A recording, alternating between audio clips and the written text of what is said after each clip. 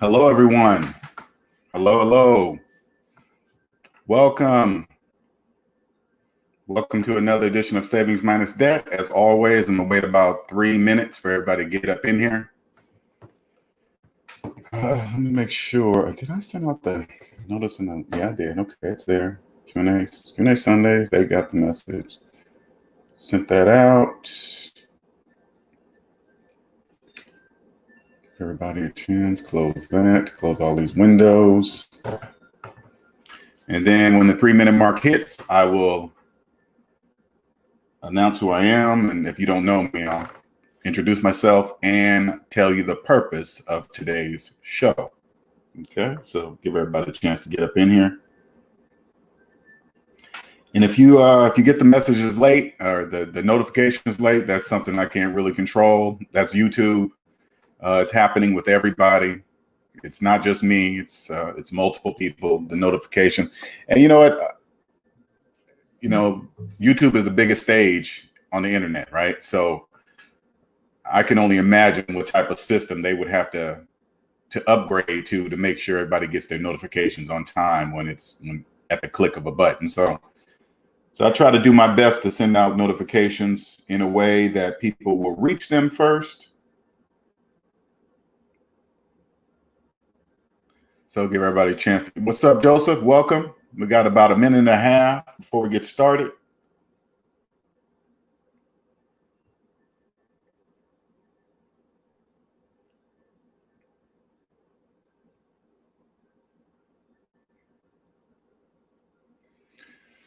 Welcome to this beautiful Sunday. Even though it's not so sunny in South Carolina, I still love it here. I'm not leaving either. I love it. I love living here. I actually do. Let's see. It's going to be like that. Oh, what is it going to all week? Yeah, pretty much all week. Partly cloudy, sunny. Still the weather's warm, so it's good walking weather because when it's cloudy, it's not so hot. Get up in here. Make sure everybody I did send it to the Discord server too, right? Yeah, it's in the Discord server, sent to everyone. So everybody there should be able to get it. Hello, Beverly. Hello. Welcome. What's up, Excalibur? How you doing? Welcome. Appreciate it. New subscriber. Welcome to the SMD family. I appreciate it. Thanks for dropping in. Thank you. Thank you for telling me where you saw me from too, or found me, right? I appreciate it. Shout out to O'Shea. We did 2 shows back to back. That brother, man, he is busy. What's up, Mike? Nicer. Good morning, Jewel. Or is it morning? Good afternoon, Jewel. I don't know where you're at, Jewel, but good afternoon. Oh, thank you, Nicer. Oh, did you watch the whole thing, Nicer? Thank you for watching. Appreciate it. Sorry I can't get that notice out quick enough because, like I said, O'Shea he's on the move, and when it's time to do it, he's like, "You ready in 30?" Yes, I'm ready. I'm not going to say no because I don't know the next time. The next time he's going to have a slot open. So I thank that brother for fitting me in. I know my style. I know I have an alien style. It's very difficult to fit into shows to fit the demographic of the show. I understand it's different, but I understand I'm an alien. So I really accept myself being an alien. All right, so we're gonna get started. We're almost 4 minutes in. What's up, Life for Business? Big ups, SMD fan. I saw you on there last night. I appreciated Life for Business, man. Saw you in there. Welcome. All right, for those of you that are new to my channel, my name is LJ Young, and I am a 100% debt-free motivational speaker and personal finance educator. I help people become financially free by helping them financially see outside what I call the debt matrix. And the debt matrix is a place where everybody lives that believes in credit and debt and financing things that go down in value and wonder why they're still living paycheck to paycheck. That's where I lived for the first 40 years of my life. First 40 years, successful engineer, making 6 figures, high-rise apartment, Lexus, all the stuff that society believes or deems as success. But in the background, I was living paycheck to paycheck. So the outside, it looked like I was doing it. It looked like I was doing big things, right? But on the inside, I was still living paycheck to paycheck. All right. So what I did was I finally woke up, trust mathematics, and I got out. So now, since I'm free, I help others become financially free by exposing what I call the glitches in the debt matrix. And the glitches in the debt matrix are things that don't make mathematical sense, but yet people still keep doing them, right? And the reason why I say mathematical, because math and money are one. If math didn't exist, we wouldn't have the ability to count money. We would take a stack of money and go, what do we do with this? We couldn't go 1, 2, because math didn't exist. So I exposed the glitches in the debt matrix. And here's an example of a glitch. Believing you're a homeowner with a 30-year mortgage. Financing a car for 84 months and you believe you got it on sale, right? Financing cell phones. Going to college for 4 years, but keeping your student loans for 10, 20, 15, whatever, right? It doesn't matter. But that doesn't make any mathematical sense, but people, it doesn't click because they don't really make the connection. I'm here to make that connection. Say, hey, if you keep doing that, you're not going to retire with any money, So I expose the glitches in the debt matrix, and then I just help them out. That's how I do. And so kind of what I do is wake people up, and just kind of help people with their feelings. Like when you've never heard of me, right? And you hear me, you're like, hey, who's this arrogant asshole? He thinks he's all that. And then I say, take out the feelings and listen to my mathematics. Is my math right? And then if you see that the math is right, because it always will be right, you see that the math is right, and then you got to stop and ask yourself, why am I upset at what he's saying if his math is correct, right? Now, you will also notice that I don't really curse that much. I'm not a really big cursing, using cuss words, but there's a few times that you will hear me curse. That is only as expression, so you can understand the seriousness of what I'm trying to say. It's almost like a movie with Samuel L. Jackson in there. He got those parts, and it wouldn't be the same. It wouldn't be the same if he didn't cuss in certain parts, right? To express the seriousness of the situation. So that's what I do. So I just don't use curse words just to be using them as filler words. I don't do that, okay? So today it's called Q&A Sundays. This happens every Sunday, right? And this is for you guys, right? It's for you to ask me questions, ask anybody in the SMD family questions, because it's not just me. I'm just the bobblehead in the front, right?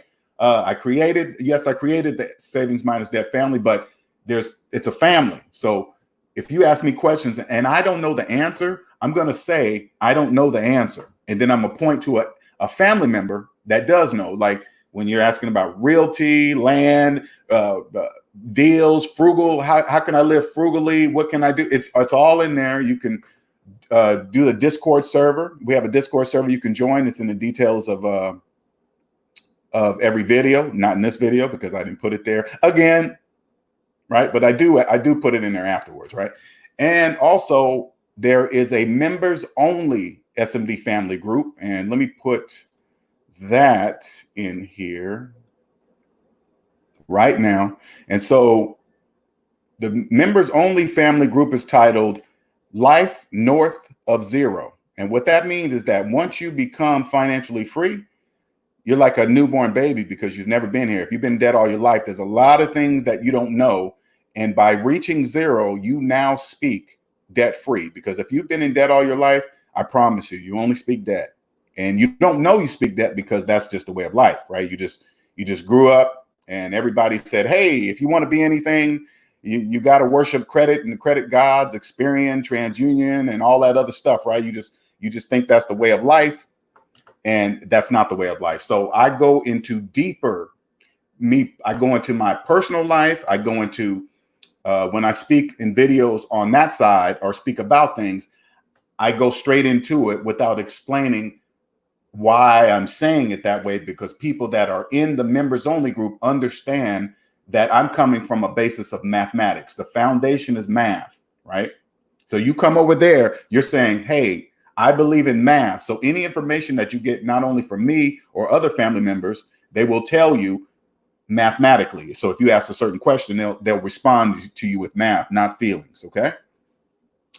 All right. So let's get started, man. You newcomers, Don't be shy. You can ask me any question. And even if you disagree with me, as long as you do it professionally, it's cool. It really, it doesn't bother me if you say, hey, LJ, I don't really think you know it all, or whatever you want to say. It doesn't matter. It really doesn't matter. But if don't be shy. So I put the link. There's a link up here at the very beginning. If you want to join the stream, you don't have to be on camera. If you want to come online, come on the show and ask me a question, or ask a question of other SMD family members in this show, you can. Okay, so there's the link. And if you want to join the private, or not the private, the members only SMD family group, there's the link right there. Click join and you're in. And then you will see videos and commentary and my stuff I write all the time, only available to members. Okay, the public can't see it, only members. Okay, all right. All right. What's up, Gabriel? What's going on? NC Biggs, welcome. LJ, I have taken the red pill on society and culture. You know what I'm going to do? For members only, I'm going to tell you this right now. I am going to I'm going to make another personal video, right? And the video is going to be not only, now you guys see me here, I take the red pill. When it comes to money, I'm all red pill. It doesn't matter. I don't care about people's feelings. But I've learned recently that I haven't been taking the red pill in my personal life, right? And I'm only going to share that. I'm only going to share that story in the members only group. Okay, not here. It doesn't really, right? So, and with yesterday or last couple of days, I've decided that that's not going to happen anymore. I'm not going to be. I've been taking the blue pill in my personal life, and I'm not taking the blue pill. I'm going to be taking the red pill from now on and for the rest of my life, because that's the only way to live true and to live free. Okay. All right. Life for businesses in every movie, right? That's Samuel L. Jackson's signature. Q Savage, welcome. New subscriber, SMD family. We got a couple of new subscribers in here. You guys, I know you guys always welcome them. So make them feel welcome. You guys are safe here. You can ask any question you wish. Let me put that down a little bit further. Any question you wish. Don't feel like any question you ask on Q&A Sundays is a dumb question. No question is a dumb question. Okay? No question is a dumb question. So this floor is you guys. This is for you. Q&A Sundays is about you. Now, I will fill in and talk about things. I'll be talking about things just to fill in the gap time between the gaps between the questions, but you can interrupt me at any time and I will go to that question. All right.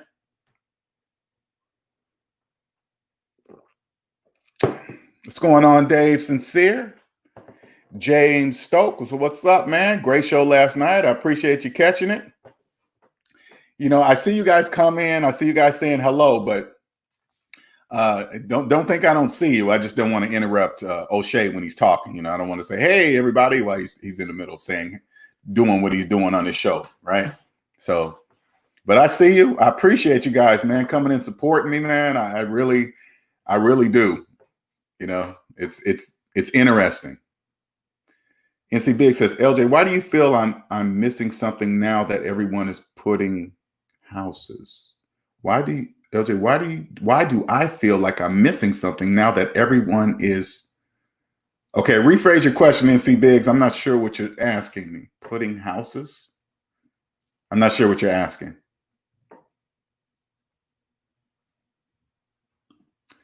Gabriel says, what things you still have on the blue pill? That's going to be in the members only group. Now, I'm not going to talk about that here, Gabriel. Only in the members only. Why do I feel like I'm missing something now that everyone is buying houses? That's because you're still thinking about, that's the debt mentality. You're thinking, oh my God, everybody's buying houses right now and I'm missing out. No, you're not. No, you're not. Those are people buying houses right now. Those are people that don't know they're and for the life of me, I don't really get it, but we're in the middle of a worldwide pandemic never seen before this century. And people are buying houses. That makes absolutely no sense, right? But you got to remember, if they're doing it, that means they don't know. Because if they knew, they wouldn't be doing it, right? They would be like, there is no, wait a minute, we're in a pandemic. Nobody has jobs, millions of job losses, coronavirus, and I'm buying a house. Yeah, don't do that. That's a no-no. But NC Biggs, that's just your old, that's residual stuff because you're not completely over here yet, okay? What's up, Frank Lopez? Going on? GPH, shouldn't it be savings plus equity minus mortgage and other loans equal where you stand? That's no, because a person, you can't own the equity in something that you don't own, right? So what it should be, put it this way, GPH, the real formula is this: savings minus mortgage equals your equity. Savings minus mortgage equal your equity. That's what that means, right? So, because you kind of mixing in equity and loans and stuff like that, but if you want the real, savings minus mortgage equal your equity. And in real life, you can't own the equity in a house you don't own. That doesn't make any sense. But people, if you believe, and I can, this is math. I can prove what I'm saying mathematically. This is not a guess. This is not. I'm not just saying something. I can mathematically prove it, right? So, but great question. Thank you. Appreciate it. I love questions like that. Oh, thank you for shooting out that channel. Appreciate it, Nicer. I'm reading my own name. Appreciate it, LJ. Dave Sincere says, I get that a lot too. People are buying homes and looking at me like we haven't bought one too. You know what it is? This is what it is. And I'm going to tell you what they cannot see. Okay. There's going to be a housing market crash, a big one. Okay. This is just what I see mathematically. And what they're doing is lowering the interest rates so people will buy houses, refinance their houses, locking them into their housing value today. So when the housing market crashes and their houses are not worth anything, worth a quarter of what they're worth today, the people that are buying and refinancing their houses today will still be locked into the value of the house today. So the bank doesn't take a loss. Even though the house is not even worth what it is, they're still getting the money as what it is today. It's brilliant, actually. The banks are just, it's amazing what the banks do. I think it's just amazing. Q Savage says, thank you. It should be informative. Gabriel says, do you think the depression will last very long, LJ? Again, I really don't want to look past the summer, but what I'm saying is this. I believe, it has to be the biggest bailout in history to prevent an economic crash, right? It's not just housing, it's cars, it's everything, it's businesses, everything. Okay. The only way that's going to be saved is the biggest bailout in history. And if that happens, and if that comes through, I personally believe the president won't let an economic crash happen on his watch. I just don't think he'll do that. But anyway, what that means is that it will be obviously trillions of dollars, trillions, right? You put that in place. Now, people in debt who are slaves, they'll be paying that back for years, for generations. They'll be paying it back. Their kids will be paying it back. Their grandchildren will be paying it back. Their grandchildren's children will be paying that money back. That's how you do it. That's how you create slaves. Now, physical, like enslaving people physically, that's illegal, right? But you can still enslave people mentally. You can. So that's what's done. It's not, slavery is still here. Sincere says, GPH trying to change up your entire program. Imagine changing the website to what GP is talking about. That wouldn't make any sense. Everybody would say, what are you talking about, LJ? That has nothing to do with, I'm leaving you. I'm leaving your channel because you're not making any sense. What's up, Ill Wills? Shout out to Ill Wills for the $2 super chat. LJ moving up the charts with a bullet. Salute. Pyop. Pyop. Ill Wills, my man, always out there to support. jumping in there in the manosphere. Shout out to O'Shea Duke Jackson. Put me on both of his channels. He's doing it all the way from Africa. You know what I love about that brother, man? We were talking before the show, right? He was telling me he got locked down in Africa, and that still didn't stop his show. He's still doing it. He's not even home where all his stuff is at to produce his show, and he's still making it happen. That right there just blows me away. Blows me away. Now, the average person would be stuck somewhere and say, damn, I can't do anything. Not O'Shea. He's still making it happen. Different subject, different people. Boom, boom, boom, boom. Cosmic Wisdom. Good afternoon, peeps. Hope all are well. We are. Welcome, Cosmic. She's back from her birthday week. She vanished. Wherever she went, it's none of our business. Okay? Whatever happens wherever she went stays wherever she went. All right? None of our business. I wonder who created the system. Gabriel, I often ponder that thought a lot. Somebody definitely created this system. Whoever did, a family, people, I don't know. We'll never know. We'll never know. A person in debt most definitely will never know. If you're in debt, you've been in debt all your life, you'll never see the true financial freedom. It's impossible for you. It's mathematically impossible for you to see it, right? But I do ponder that. And in order for me to even know that information, Gabriel, that would take generations. I would never be able to know who did that in this lifetime. This is generational, okay? But everybody, once you get out of debt, you'll know exactly how to become a millionaire, a billionaire, or whatever you choose. It doesn't matter. You'll know which road to take to become a millionaire. It's not really that difficult. When you're in debt, it seems like, first of all, when you're in debt, you believe $1 million is a lot of money. Oh my God, $1 million. Well, once you get out of debt, you'll be like, oh, damn, that's not really. Once you get out of debt, you'll say to yourself, who have I been comparing $1 million to? My neighbor or Jeff Bezos?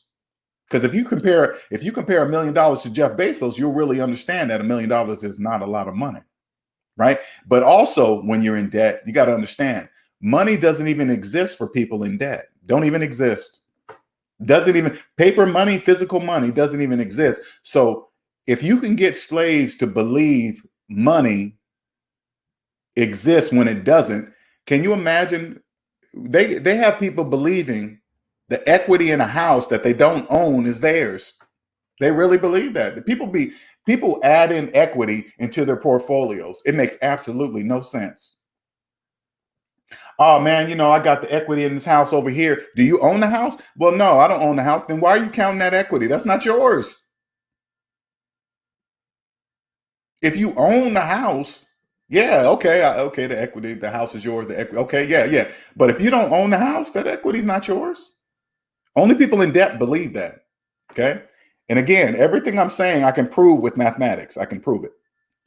All right, Dave Sincere says, Congress is waiting to see how bad the economy really is because people are getting that extra $2,400 a month on top of 12 to 15 unemployment. That's 39. But you got to understand something, Dave. They got to get the slaves back to work, else because they can't produce. And if they don't produce, the rich, the wealthy won't continue to make money. We need slaves to continue to make money for the rich and the wealthy. That has to happen. Okay. It has to stop. Things have to get back. But what the problem is this, it's a new economy. It's new to everybody. So everybody got to get used to the newness of what's happening. Slaves are bewildered. They're like, oh my God, what do I do? I've been at this job for 20 years and that's the only thing I knew. What else am I going to do? Now they got to get accustomed to the new economy. Okay. Ill Will says, O'Shea is a hard worker. He gets it in. He does, man. I ain't gonna front. Q Savage says, how can I build a credit score up? It is low due to not having credit history. I wouldn't even worry about your credit score. I worry, are you in debt, Q Savage? Are you in debt? Okay, don't worry. Credit scores, let me tell you what credit scores mean, Q Savage. If you have a high credit score, that means you pay back the bank's money on time. If you have a low credit score, that means you don't. Okay, and so what that also means is that you got to understand too, in order to have a high credit score, you got to remain in debt. Okay. I'm only talking to people in debt. People not in debt, don't say, hey, LJ, that's not true. I understand. I'm only talking to the majority of people in debt. We're not in the members only group. No, I would not say that in the members only group. Okay. So Cosmic, don't even jump all over me. All right. I'm talking to the people who are in debt. I'm not explaining that part of the story, but if you're in debt, Q Savage, don't worry about your credit score. That's the problem. Okay. You got to first find out how much, if you're in debt or not. All right, Gabriel says, LJ, do you sometimes feel lonely that your friends and family don't understand you because you're an alien? At first I did, Gabriel, but not anymore. I embrace my alienism. Yes, that's a word, alienism. Okay, I embrace it. So think about it this way, Gabriel. That's like feeling lonely because my friends and family don't believe in mathematics. Oh, man. My friends and family don't believe 1 + 1 = 2. Man, see what I'm saying? It doesn't make any sense. Doesn't that look just like crazy? That's exactly what it is. Okay. Great question. Ill Will says, excellent job, LJ. Caught the rebroadcast of O'Shea's stream, Dating in Debt. Proud of you. You were really knowledgeable and comfortable with your talking points. Appreciate it, man. I love it, man. Honestly, Yo Wills, when I get on class, I really don't even think about it. I'm just like, oh, okay. Math is math, and it's really the same thing over and over again. So it's really, but I can tell by the way the people were asking me these questions, like, damn, he's cold. You wouldn't date nobody in debt? I just say, no, I wouldn't date anybody in debt. It's not a big deal. Excalibur says, what are your thoughts on 0% financing on any item if you can get it? Is that good debt? All right. Good question, Excalibur. Good question. 0% financing is a trick. Only people in debt fall for that, right? You got to walk up to and say, hey, why do I even need 0%? How come I don't have the cash to buy it? Why do I need 0% financing? Imagine that you got a big giant hook and they put 0% financing on the hook, and then they throw it out there, and then they see which person's going to bite it. A person in debt is going to bite it. Okay. Now, also, when you talk about debt, Excalibur, you got to make sure you pay close attention to the people that call good debt, bad debt. Debt is just debt.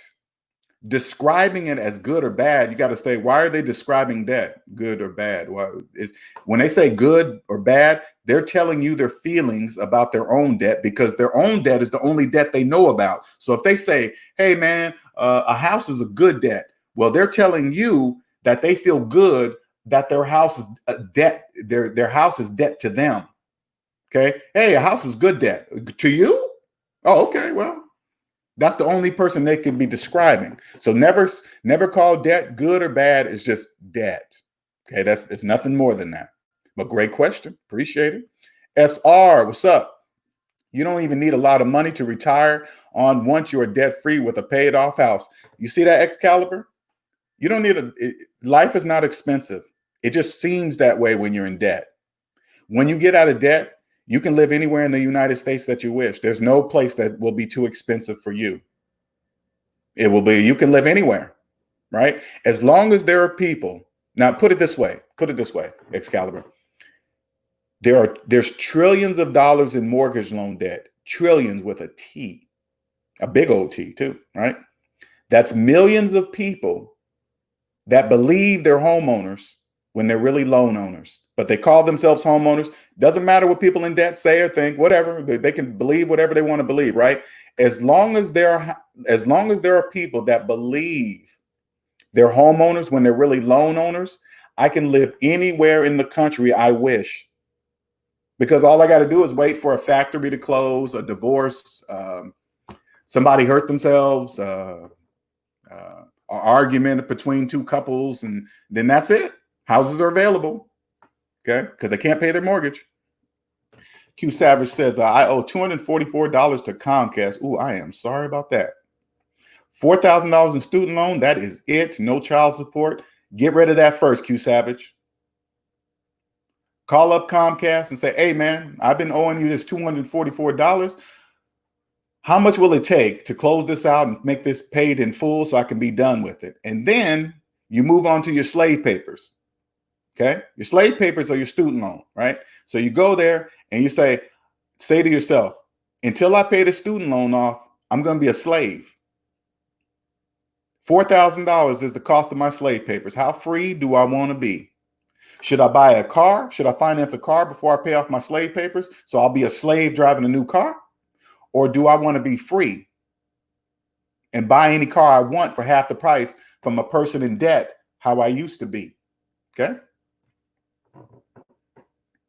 Cosmic Wisdom says, I'm good, LJ. Do your thing.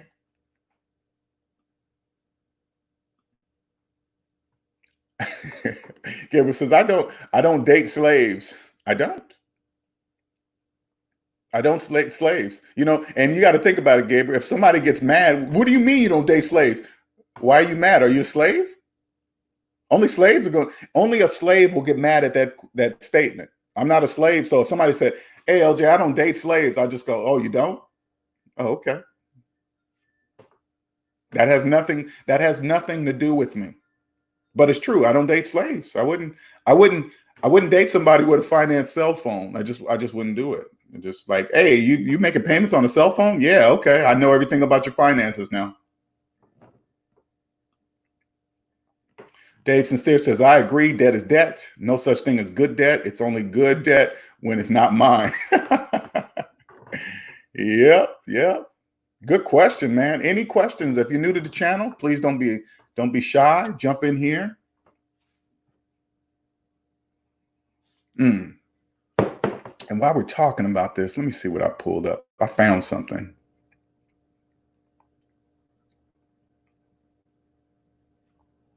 I found let me see the date first. Okay, June 12th. Okay, this is a couple days ago. I found an article. All right, I'm gonna read to you guys because I know this is Q&A Sundays. So this is just a short article I want to read to you guys, okay? Now, if you're new to the channel, this is why I read articles. I read articles from a debt-free perspective because when you're in debt, you don't know that the articles are aimed at the majority, right? When you see articles like this and you say, whoa, that's me. Oh, that's me. Yeah, that's the purpose. It's aimed at you because you're in debt, okay?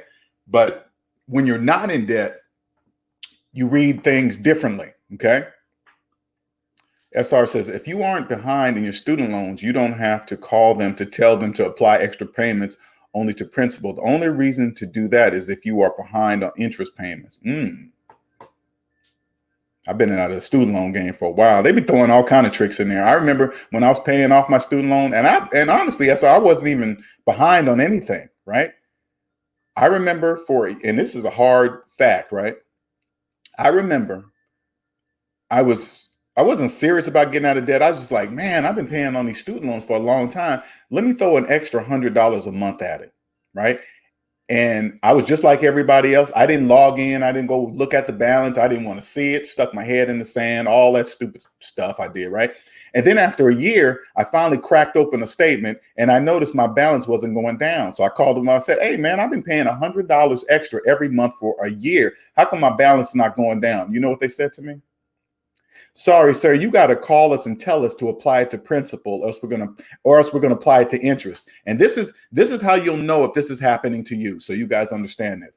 If you're paying extra on your student loan payments and your due date keeps getting pushed further and further and further out, they're applying your extra payments to interest. And this is my opinion of why they're doing it. If you're in debt and you see that happening, you're going to say, oh, I'm not going to call them and say anything because just in case something happens, I'm cool. I'm already paid up and I don't have to worry about making a payment to my student loan payment for a few months. That's exactly what they want you to think. That's exactly how they want you to think. So when you do that and you wait, all that extra money goes to interest. Now you're still in the same spot before. Don't ever do that. That's slavery at its finest. Believe that. Okay. Excalibur says, what would your advice be to current mortgage holders on paying off their mortgages? First, I would ask, what type of mortgage do you have? That's very important. That's the first question. What type of mortgage do you have? Okay. Now, it's for two reasons. It tells me what type, and it also tells me if a person says, I don't know. That's a problem. If you don't even know what type of mortgage you have, that's a very big problem. That's step one right there. Okay. And so, and then also it counts on how much debt you're in, because when I create debt-free plans for clients, the mortgage is the last, because if you try to comprehend paying off people really can't comprehend paying off that much in a mortgage, right? Especially people that don't understand, like if you go get a mortgage with a student loan, you don't really understand that the bank is about to do you financially dirty. Because if you believe you can carry a student loan for 10 years and you walk into a bank and ask for a mortgage, a 30-year mortgage, the bank is going to do you dirty, because they already know if you haven't paid off a student loan in 10 years, you're definitely not going to pay off a house in 30. They already know that. So they're going to do you dirty, financially dirty, that is. Okay. What's up, Queen of the South? Welcome. Gabriel says, LJ, I read an article that said there would be an apocalypse in evictions and foreclosures. I have no idea what's going to happen with that. That's going to be very interesting. And when you hear that, when you guys hear that, oh, they're kicking people out, it does. When they kick somebody out, that means the landlords are not getting any money. Okay, they're going to suffer too. Okay, they're getting it too. They just, hey, I'm kicking you out, and you ain't going to be. Well, I get it, but it's business. It's nothing personal. It's business. SR says we did a test run of it last month, going to pay off a 1484 small student loan this month. Debt snowball is killing this repayment plan. Nice. Man, I love hearing somebody paying off their student loan debt. Closer to them slave papers, man. Ain't nothing like getting that piece of paper in an email with a zero balance. I can't even explain that feeling to you guys. Can't even explain it. I printed it out. I just looked at it. I put it in my bed next to me. I slept next to it on my pillow so I could wake up and just see it and be like, oh my God, it's zero. I love you. I love you. Yeah, I love you. It will says apply to principal. Yes, sir. LJ speaks facts. That was something people take for granted. Sign up for LJ free 30-minute consultation for all the new people in the chat. Thank you, sir. Appreciate it. Conventional. Okay. All right. That's a good thing. All right. Now, Excalibur, next question. Are you debt free? Are you debt free? That's the next question. That's very important. Okay. Are you debt free?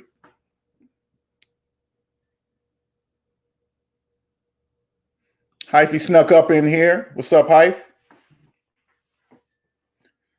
Hyphy said, oh, he's talking to SR. Don't rely on the people that put you in debt to help you get out of debt. I always advise people to make the call to avoid paying on the interest the way LJ just described. Yeah, no, they're not going to help you get out of debt for sure. They're not on your side. They want you to stay in debt, because if you stay in debt, they make money. Now let's read this article. Let's read this article because I really want to. Oh, okay. Excalibur says I have a mortgage but no other debt. All right, then you know what I would say? Put all your money on the house. Because you got to look at it this way, Excalibur. Look at it this way so you can understand how important it is to pay off your house. Trillions of dollars in mortgage loan debt. That's millions of people that just believe they're homeowners. Millions. When they're really loan owners, right? You do whatever it takes to pay off your house. And I can create a plan. I just got to create a plan for you, right? But pay off your house, Excalibur. By paying off your house, that one move will place you financially ahead of millions of people that just believe they're homeowners, and you will really be one. That's it. That's it. Thank you. Thank you, Nicer. Hit that like button and subscribe. Go to SavingsMinusDebt.com for a free 30-minute consultation. Q Savage says, my rent is $550. I knew my landlord for over 10 years. Very good friends. Cool. Ill Will says, you will see extra payments applied to the principal on your car loans if you pay extra. Yeah, because that's a different kind of deal. You will see your due date pushed back. If you pay 2 payments in advance, you will see your due date pushed back by 2. See what I'm saying? And when you get out of debt, you don't really have to worry about the tricks and the schemes that, I mean, I'm not going to say tricks is business. Okay. It's business. They're making money. I'm just saying from a debt-free perspective, you don't have to worry about what they're doing, finagling numbers and changing stuff in paperwork and selling your loans. Like, people don't really understand that in the background, student loans are traded and sold in the background. People don't even really, I had some people call me and say, hey, LJ, man, I was looking on my credit report and I looked on there and all my student loans said 0. And they were just gone. I said, yeah, somebody else bought them. Now you have a new owner. Are my student loans gone? Oh, hell no, they ain't gone nowhere. You just have a new owner. They just haven't reached out to you yet. They call you up. Hey, guy, yeah, I'm your new master. I mean, I'm the new people. We're the new people that hold your student loans, and we're calling to see if you want to work out some payment plan. That's all. That's it. Not to apply principle, I meant to say.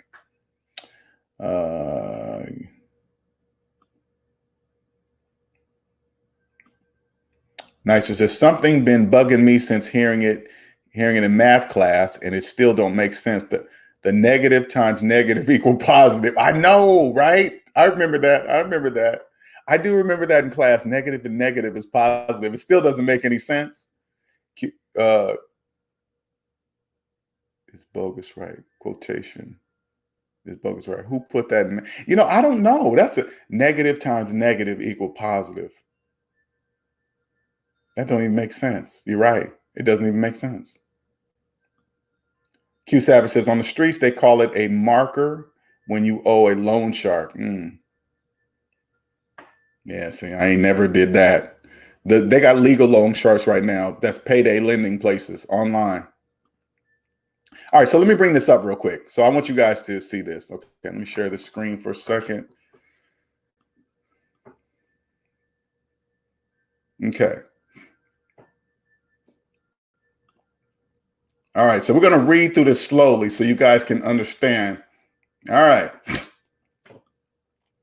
Now, write in big letters, student loan interest rates are lowest in history. Should you refinance? So that's right there is going to catch the attention of all the people in debt. It's going to catch them, right? Oh my God, that's me. I know it's you. That's why they put it there. It's for people in debt, okay? Move that. Interest rates for certain student loans are the lowest they've been in decades. In some cases, ever.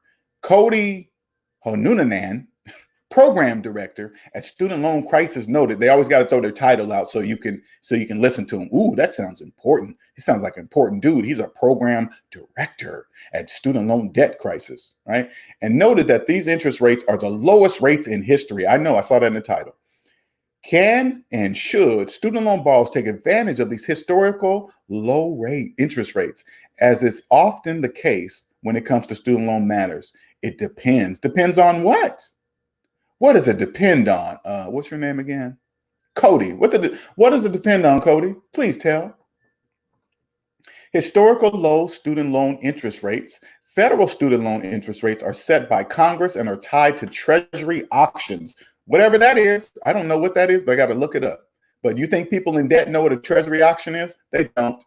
Because of the recent economic collapse associated with the coronavirus pandemic, interest rates across the board are at record lows. You keep saying that. Why you keep repeating that? I don't know. Okay, let's keep going.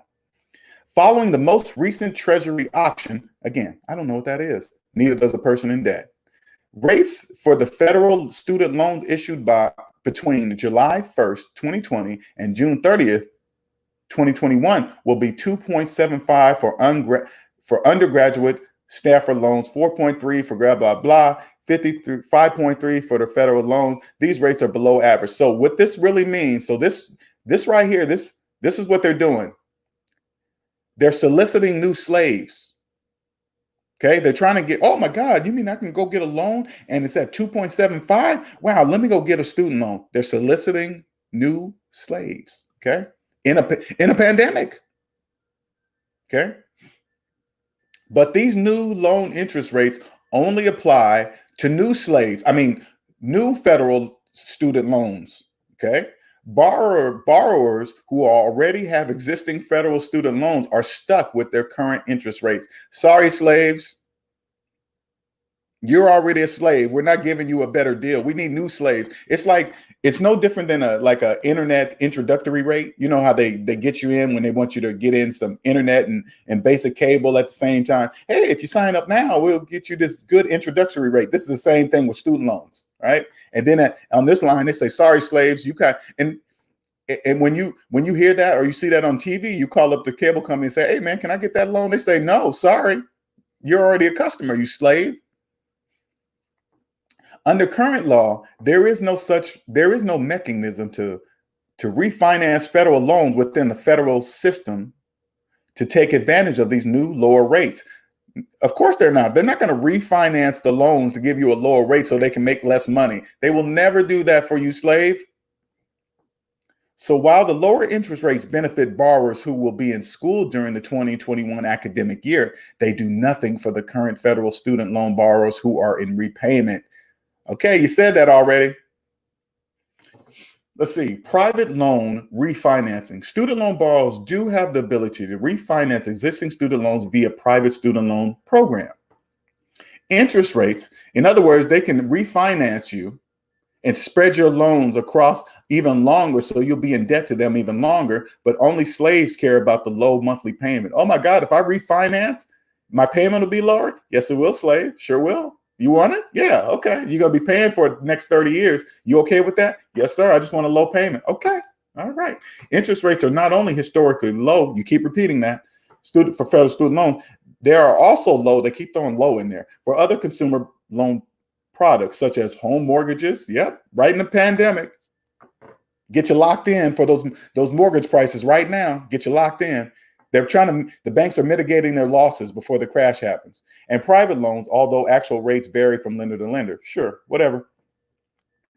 Many private student loans that were dispersed in the last decade have high interest rates. All right, whatever. Private student loans, in some cases exceeding 9 to 10%. Refinancing those private student loans through a lower fixed interest loan could save those borrowers significantly over time, and this could be a good option for borrowers. Whatever. People in debt believe it's interest rate is the problem. No, it's debt. It's not. The interest rate is not the problem. Okay. They don't mention anywhere in here that says, hey, if you refinance, it's free. Well, let's see anywhere in here that says refinancing is free. Nope, nowhere mentioned. That's weird. Okay. But refinancing federal student loans via a private student loan comes with serious risk. Oh, really? All right.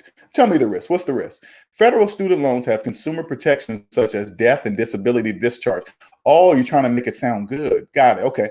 Generous deferment, and forbearance options, just in case you can't make your payments, and the right to cure default. I have no idea what that means.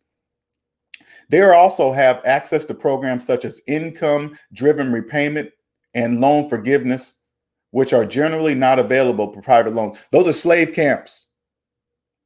Income-driven repayment loan forgiveness programs, those are slave camps. That's where they put all the slaves. They put them there. They put them in places that nobody wants to work. But since they're slaves to their student loans, they force them to work there at the pay they tell them they're going to work at for 10 years. And you better follow all the rules, slave.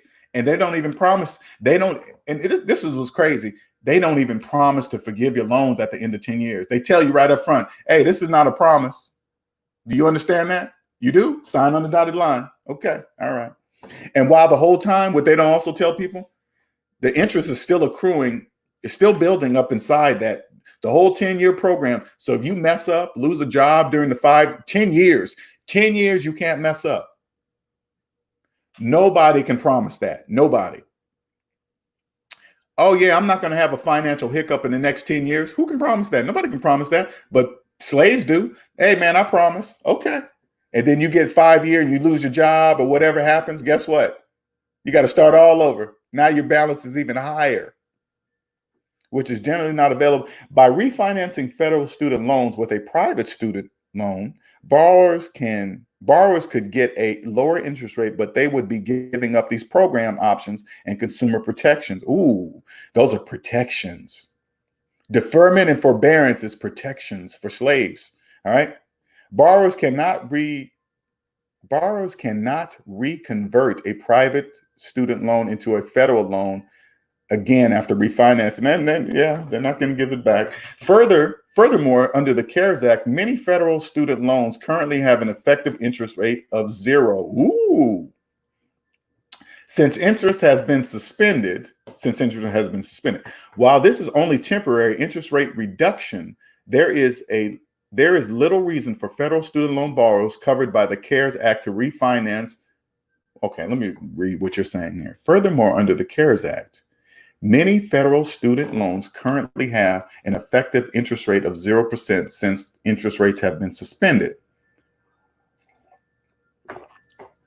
While this is only a temporary interest rate reduction, there is a little reason for federal student loan borrowers covered by the CARES Act to refinance with a private lender right now, as they would lose temporary interest benefit given that the turmoil and the pandemic. So what they're saying here is they're telling the slaves that say, hey man, if you take away, because this is what it's really doing, is preventing the slaves from taking that money that they're making, take their loan and refinance it with somebody else. Because if they take the loan out and refinance it with another person, they don't make any more money. So they say, hey slave, check this out. If you do that, you're going to have to pay an interest rate over there. Okay. And you got 0 interest right here. So you don't want to leave. You don't want, it's the same as when, say like when you go to pay off a credit card, right? And then they say, hey man, if you pay off and close that credit card, your credit score is going to drop. That's what they do. They scare the slaves. Hey, you don't want to pay that credit card off and close it. You don't want to do that because your credit score will drop. And then slaves go, oh man, I'm not going to do that. I don't want my credit score to drop. Exactly what they want you to do, slave. See how they do it without telling you they're doing it? Oh, okay, that's it. Given the economic turmoil, it's possible to, okay, CARES Act to refinance the private lender now, as you would lose the interest. Given that the economic turmoil and pandemic are ongoing, it is possible that Congress could extend and expand the CARES Act protection. So they see how they did that. So they put that in there to say, don't leave.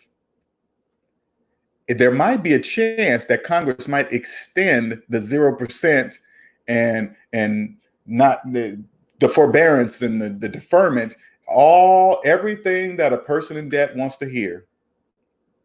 Everything they want to hear. Oh, I don't have to pay they might extend it to the end of the year or next year or a couple years or whatever. Who knows? It doesn't really matter. But anyway, that's what all people want to hear. Oh man, that'll help me out a lot. Yes, it will.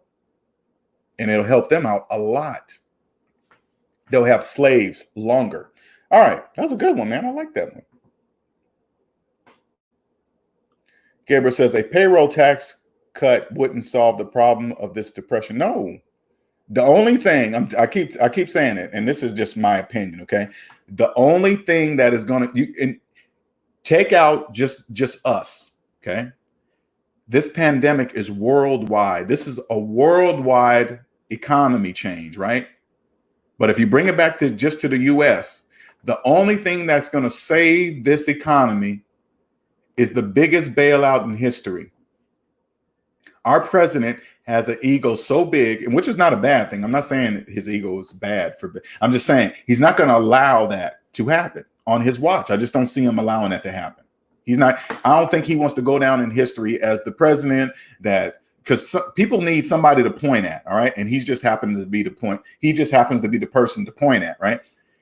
Because if the economy tanks, people don't really understand that they're already in debt. They're in debt because of themselves, not because of some outside entity. It's you, right?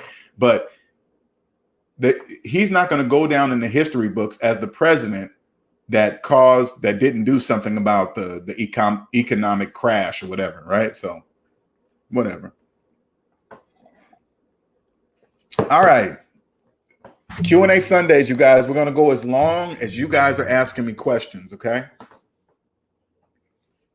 I do a lot of talking. I did 3 shows yesterday, and I'm wore out. But, you know, Q&A Sundays is a tradition, and I want to keep it going. And this is the chance to meet new people, to break that. If you're shy, don't be shy. This is a family, SMD family, Savings Minus Debt family, okay? Queen of South says, LJ, what do you think about grocery stores and eateries only accepting credit cards? They think cash is transferring too many germs. I never even heard of that. Is that what they're doing?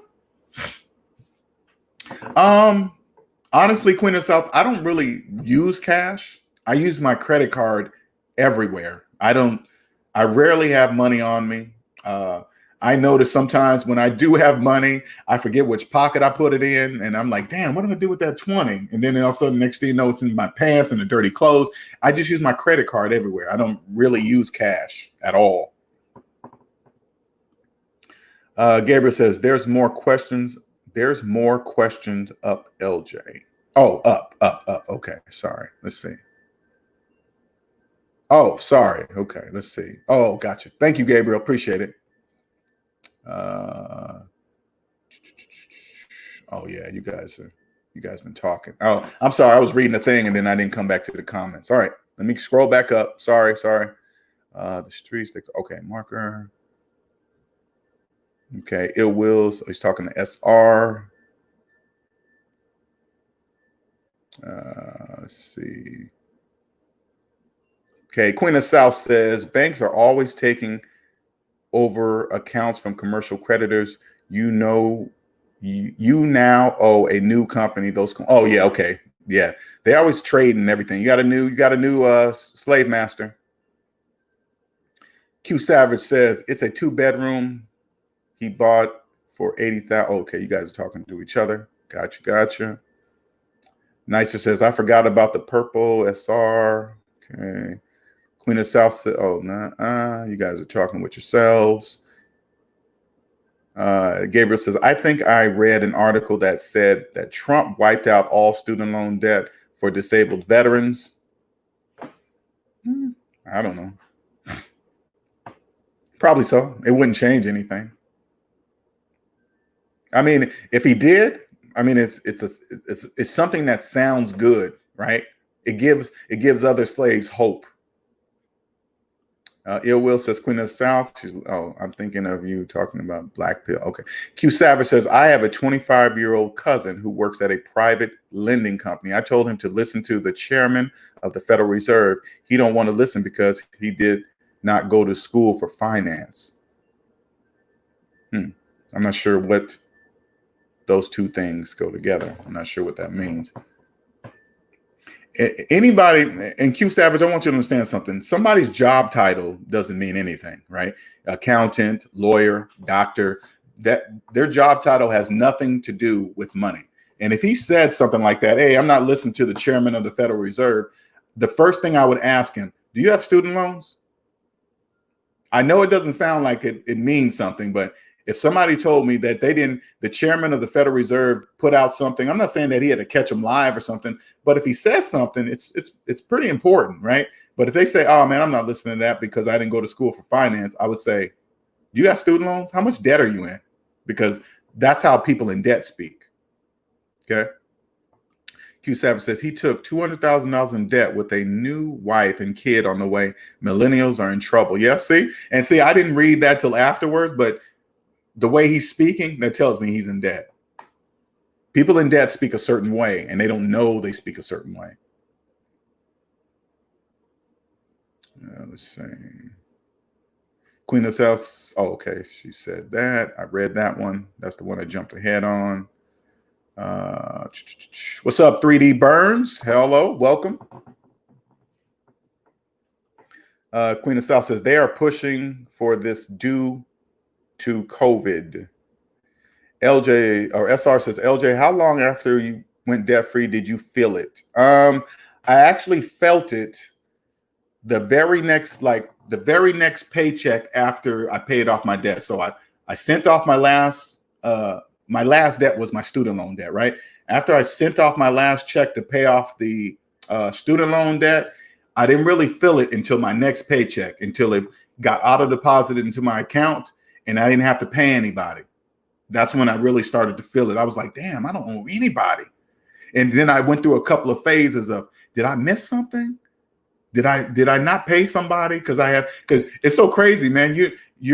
I didn't realize that when my check came in, I was used to having a certain low amount that will keep me riding all the way to the next paycheck, barely, right? It wasn't until I got that next paycheck and it was mine. And then I was like, damn. And then the money just starts stacking. It just starts stacking ridiculously, right? Great question, though. Appreciate it. Dave Sincere says, that is true. Many grocery stores and businesses are promoting non-contact payments. I've been using credit card. I've been using my credit card all the time. So, all right, where did that go?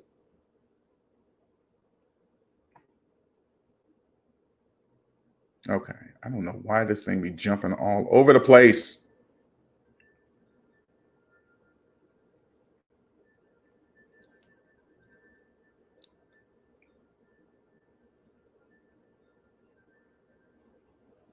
Sorry, I'm just trying to catch up with see where I'm at. Q Savage says, do you look at the national debt clock? No.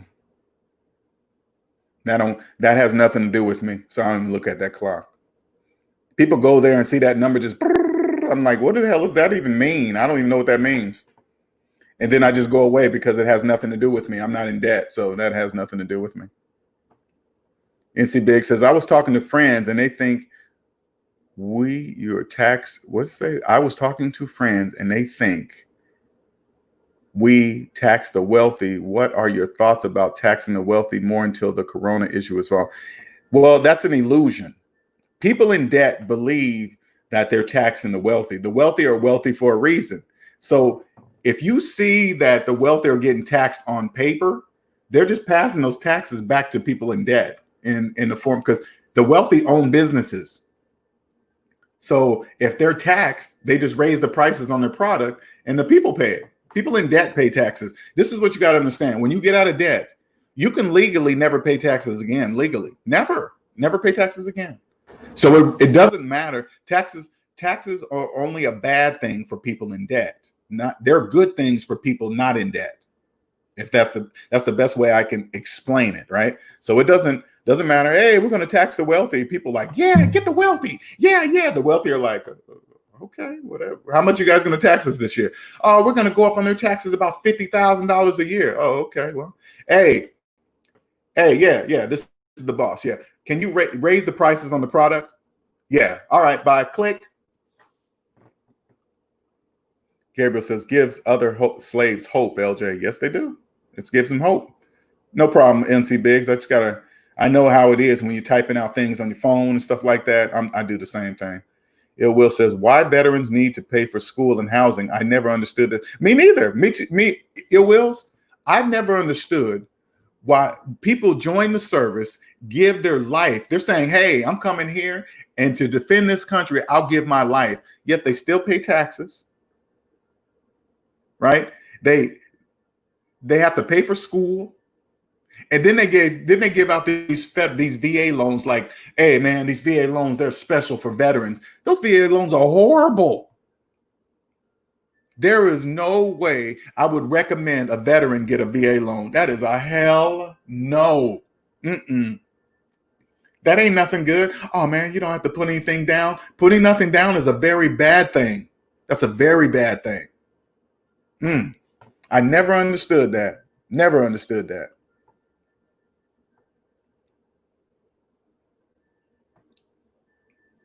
Quinn South says, COVID cases are still rising. We are seeing younger people. Do not be fooled by phase 1 and phase 2 reopen. So, okay, Queen of South. All right. Tell me something. Do you believe a second wave is coming? Because I really don't know that. I really can't see that part. Do you believe a second wave is coming, Queen of the South? Because my personal belief, if a second wave hit, that would be, if you guys thought the economy was bad now, if a second wave hits, oh, that's going to be very bad. That's going to be very, very bad. Very bad. Very bad. But they can, I don't know. I just want to get your opinion on that, Queen of South. NC Big says, I was talking to friends and blah, blah, oh, did you say it? Thoughts on tax. Okay, that's your question until the virus is solved. It doesn't matter. People in debt are going to pay.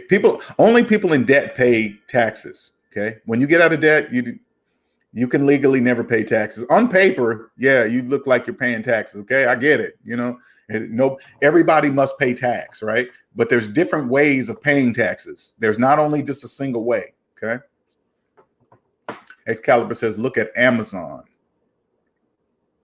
SR says, you have to think a lot of the military joins right after high school. Yes, they do, when they know absolutely nothing. And when they get out and go to school, they don't have the same support as someone who went right after high school. I remember they were when I was graduating high school, they were trying to shove that join the service down my freaking throat, trying to get my naive ass. Gabriel says, in Florida, the cases are spiking like a roller coaster. That's why I think a second wave will hit. Excalibur says, Trump says he won't shut down the economy again. I just think that'll be very bad if the economy gets shut down. If that happens again, I have no idea what's going to happen there. That's why I don't really believe a second wave will hit. That's just my opinion. That's a belief. There's nothing based on no factual information. I just think it would be very bad. Queen of the South says, yes, the second wave is coming in July. More people are coming in the hospital, no mask, going to beaches and parks. Boy.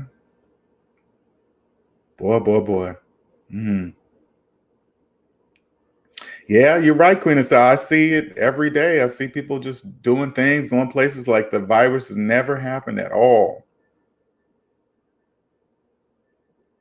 And I have no idea. If that happens again, that's going to be a very bad thing. SR says, I hear you. The veterans should get a little more support. The veterans, when I found out taxes come out of military checks, I was like, what? Taxes are taken out of your check? Oh, hell no. No. And you going out there and giving your life? No, not doing any of that. Nope. That should not happen. They shouldn't be paying no taxes. They should get a special kind of a mortgage loan. They should get the best. VA mortgages are horrible. They go in the same place as FHA mortgages. But again, it's business. It's just business. SR says they don't even transition you out of the service well. Okay. They give you a resume, writing class, and that's basically it. I didn't get too much help when I was leaving. And see, that kind of stuff never makes any sense. When I see veterans having problems going to get hospital care and they got to wait in line, they got a long way. I'm like, why? Why do they got to wait? I don't get it. I can see regular people that didn't put their life on the line for anything, but people that choose to do that, they choose to do that. And then they get out and have trouble. That doesn't make any sense to me. And when things don't make sense, there's usually a reason why it doesn't make sense. I just haven't investigated. It's not really my thing, but you find somebody that's passionate and understands that point. I bet you find somebody that knows, they'll tell you the whole reason because there is a reason. I just don't know it. Gabriel says, I predicted the COVID was going to be bad and people didn't believe. I would post in social media and they still didn't believe. They're never going to believe you because you're speaking alien. Hold on for a second, you guys. I got to turn this AC down.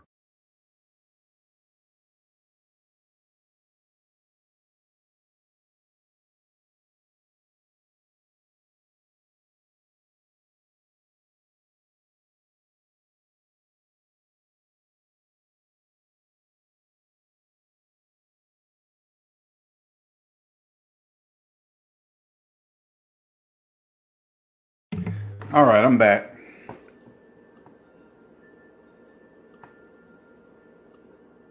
Queen of South says CDC has told us all healthcare personnel to wear a mask every day, anytime you are outside your home. Whew.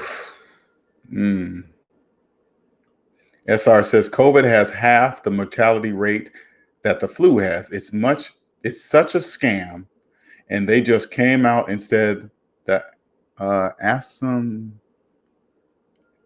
I can't pronounce that word. Transmission is very rare. Masks are pointless. Now I got to look up how to pronounce that word. I'm gonna write that down. And I want you guys to understand something too. Once you take the red pill, you're no longer embarrassed if you come across a word that you don't know how to pronounce or know the meaning. And I just always look up words. I always do that. I do that constantly. I never read. I remember reading before when I used to always read, and then I come across a word and I would just skip across the word and not bother to look it up. I never do that anymore, ever. SR says, that's my red pill for the hour. Symptomatic. Okay. All right. Asymptomatic. Okay. Appreciate it. Thank you. Thank you, sir. Asymptomatic. Gotcha. Appreciate that, man. See what I'm saying? If you're new to the channel, nothing but love here. I'm not, just because I'm talking, don't mean I know everything. Not saying I'm the smartest dude in the world and all that. None of that.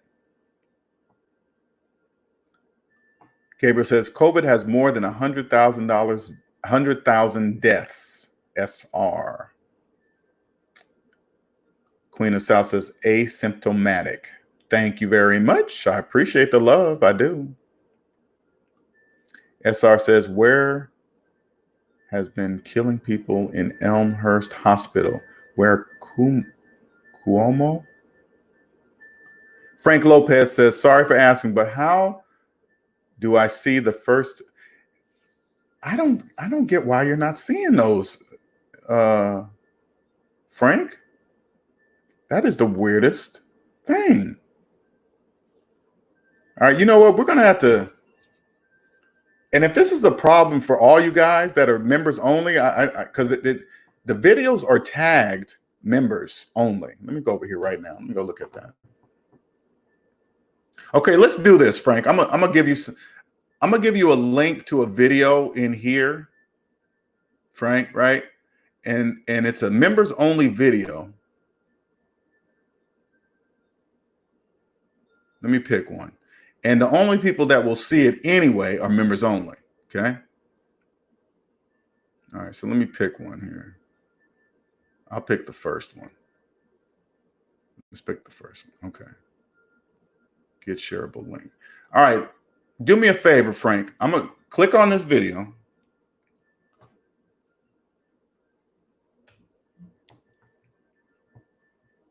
All right, so since you're a member, only members will be able to see it anyway, but click on it and tell me if you see that video, because this is important, because when you scroll through all the videos, Frank, you don't see these videos. I mean, because I need to understand if you see the titles of these videos or what videos you see, et cetera, et cetera.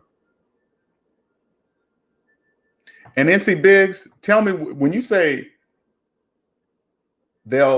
I'll walk you through it. What do you have to walk, Frank? What do you have to walk him through? That's what I need to understand, because this is new. This members only area is new to YouTube, because when I said it, they got beta and all this other stuff in there. So I need you guys' feedback to let me know what you guys are not seeing, because this is very important. I don't want any members having trouble seeing what they need to see, especially when they're paying for it. Okay. So no problem asking that question. I need to know that. Ill Will says, just like they have low-income housing, they could have mandatory veteran housing. Yeah, they could. Yeah. So click on that link, Frank, and tell me if you see that. Okay.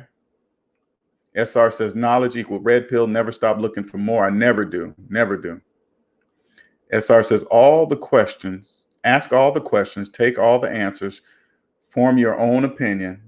Ask more questions, repeat. Yeah. Never stop learning. Never. Okay. So that means, all right. Yeah. Okay. So Frank, NC Biggs obviously knows something, right? So email him and see if there's something. And NC Biggs, tell me if when you say walk them through the process, what, because when I see it, I just see the videos, right? So, and I will do some research on it if I have to bundle them together somewhere for you guys to see them easier. Okay. Okay. So you were able to open. Great. So that means you do have access to it. You just can't see it. Okay. It might, because it's not in order. Okay. They're not in order, but if you can look at the numbers, the lowest numbers videos up in the top right corner, and they always have the title, Life North of Zero. Those are member only videos. Appreciate your help, NC Biggs, man.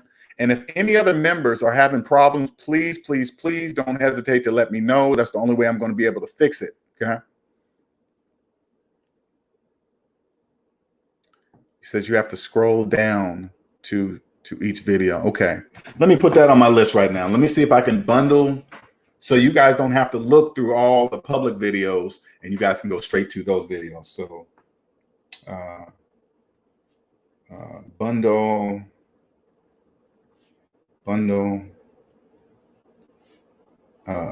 members only videos, member only videos.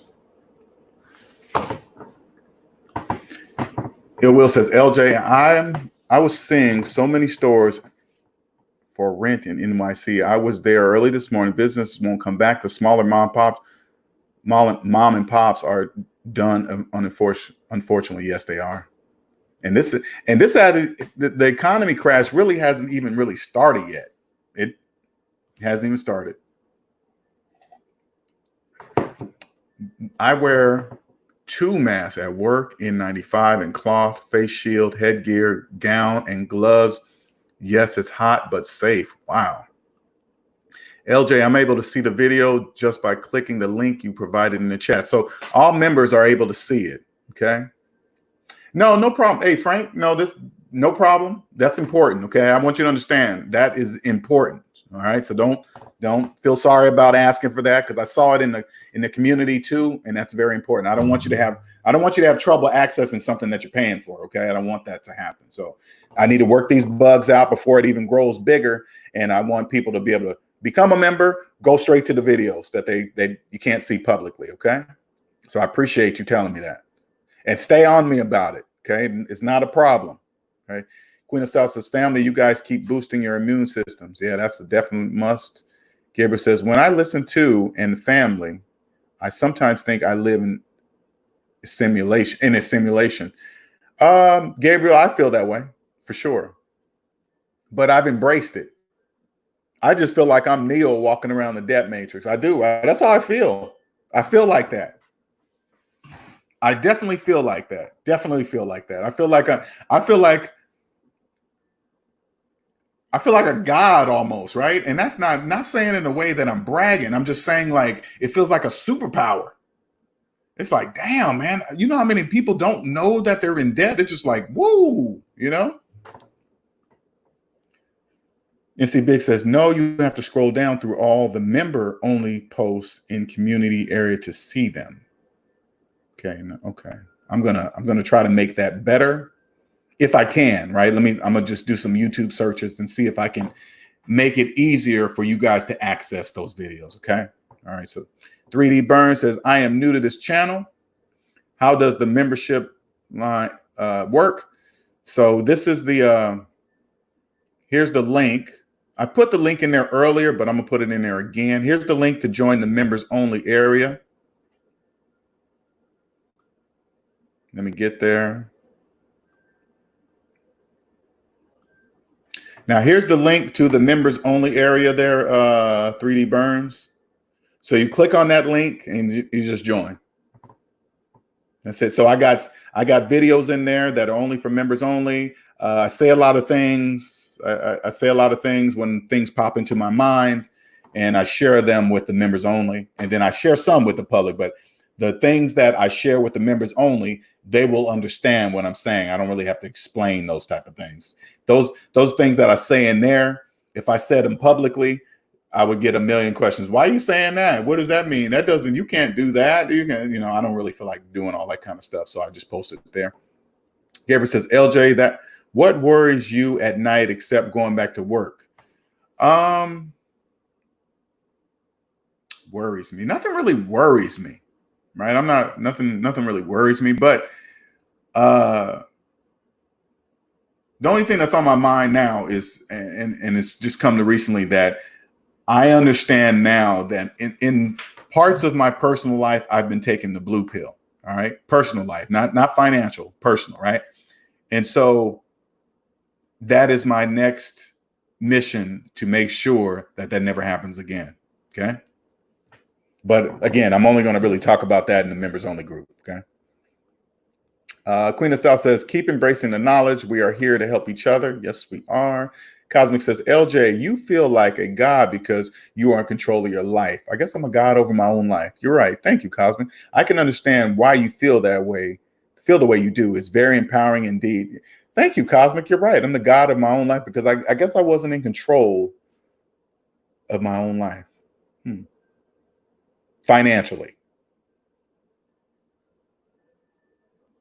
Yeah, you guys are going to get a good next LJ personal video. Okay, you guys are going to get a good one. All right. And again, I'm only going to share that with SMD family members, just like I shared my personal life before. Okay. Because I wouldn't, the story I told of my personal life, I would never share that with anybody. Barely anybody that knows me, they don't know that part of my life. A lot of people don't. You're welcome, 3D Burns. You're welcome. But I believe it's very important. I think my story, my personal life story, is very important for people that want to grow and understand that nobody's perfect. Nobody. I know when you see social media and you see people like me on the channel and like, oh, look at LJ's life, it's perfect and nothing's wrong with it. No, that's not true. Okay. My financial life, I've taken the red pill. So that's off the board. I really don't have to worry about that. That is what it is. I don't add my feelings into it, nothing, right? But my personal life, there's some things that I've been taking. I realized recently that I've been taking the blue pill, and now it's time to take the red pill. Okay. Ill Will says, LJ, to follow up, my job has like a 20-point bulletin list indicating reasons why you can stay home. Mental health issues, care provider, pre-existing conditions. They truly don't want you to return. Yep, they're trying to make 1099s. Businesses are saying, damn, finally we can catch up with Uber. Finally we can catch up with Airbnb. Finally we can catch up with those guys. Now we don't have to be responsible for all these people and their feelings and all this other stuff. We can just send them home, and millions of people out of work. They're always going to have people to fill the jobs now, because the majority of people are desperate for a job. They will take anything right now, anything. So they're never going to run out of employees. You don't like it, they're going to say, okay, you're fired. They don't have to go through anything. You're 1099. So they can just fire you when they feel like it, right? That's how it works. No HR. Oh man, I'm going to tell HR, I'm going to go through this union. No, there's none of that. None of that. Thank you, Nicer. Your background story. Yes, that's the video I was looking for. Could you not see that one either, Frank? Can you only see the video that I sent you the link? NC Biggs, make sure just walk through that if you can, and I appreciate it, NC Biggs. I appreciate it. And if I have to, Frank, we can get on the phone and do that too. I want to make sure I see what you're seeing. And because I can see everything because I'm the administrator of it, right? But I need to see, is anybody else having the same problem as Frank? I need to understand that. Can you guys, the members that are in there right now, can you see all the members only videos? Is there a problem for you seeing them? Ill Will says, even if you can't find childcare, you can work from home. Also, our date to return to office is August 3rd. If you want to go in before, you have to sign paperwork. Message. Wow. Yes, they are. Well, what about the video that I just sent you, Frank? That was number one. You could see the one that I sent to you, right? You could click on that one, right? because that video I sent you was number 1.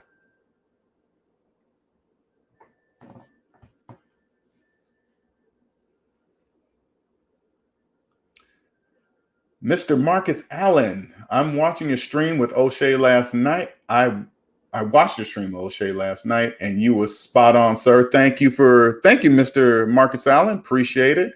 Thank you for joining us today. I really do mean that. Welcome to today's session, the SMD family. I appreciate you jumping in there and joining the stream. If you have any questions of me, please feel free to ask. Today's Q&A Sunday.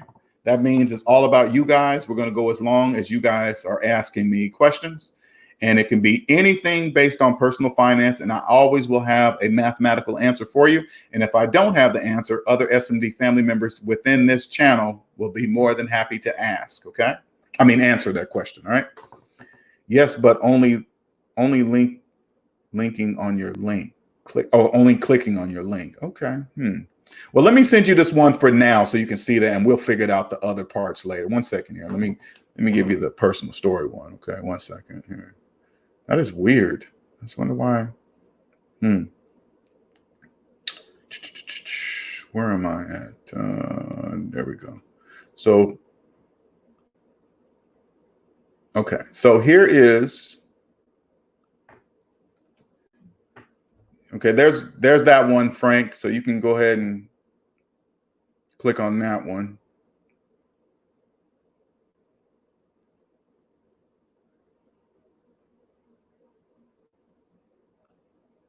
Nice. It says, I checked last night and I was able to see all the videos. I had to do a bit of scrolling. Okay, I'm gonna try to organize them better. I promise. I'm gonna see if YouTube gives me the ability to separate them. I hope so.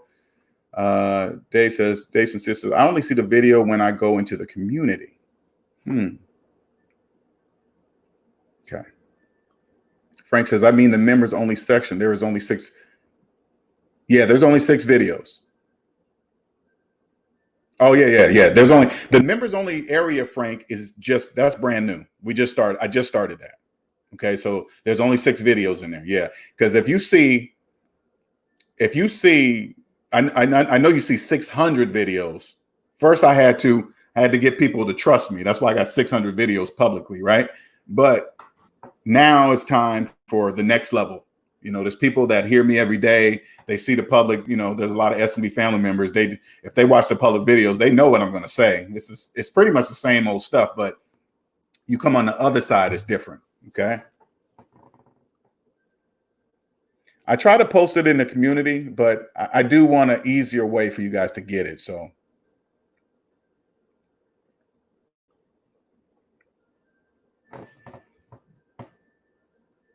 Dave says, for some reason, when I click on your link, I'm able to see the 5-6 videos only for a split second before the screen is changed. Under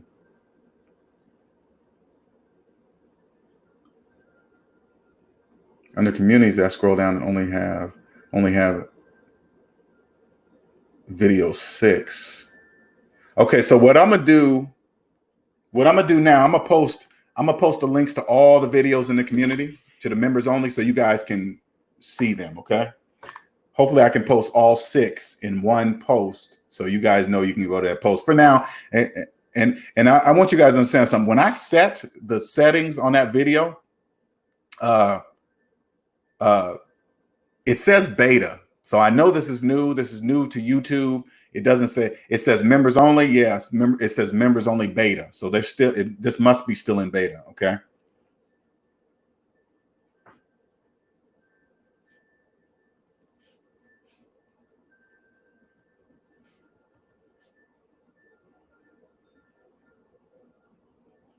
Okay.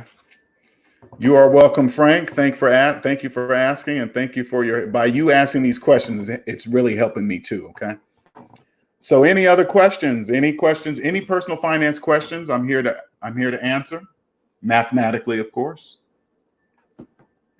Thank you, everybody that's coming over from O'Shea. I appreciate it.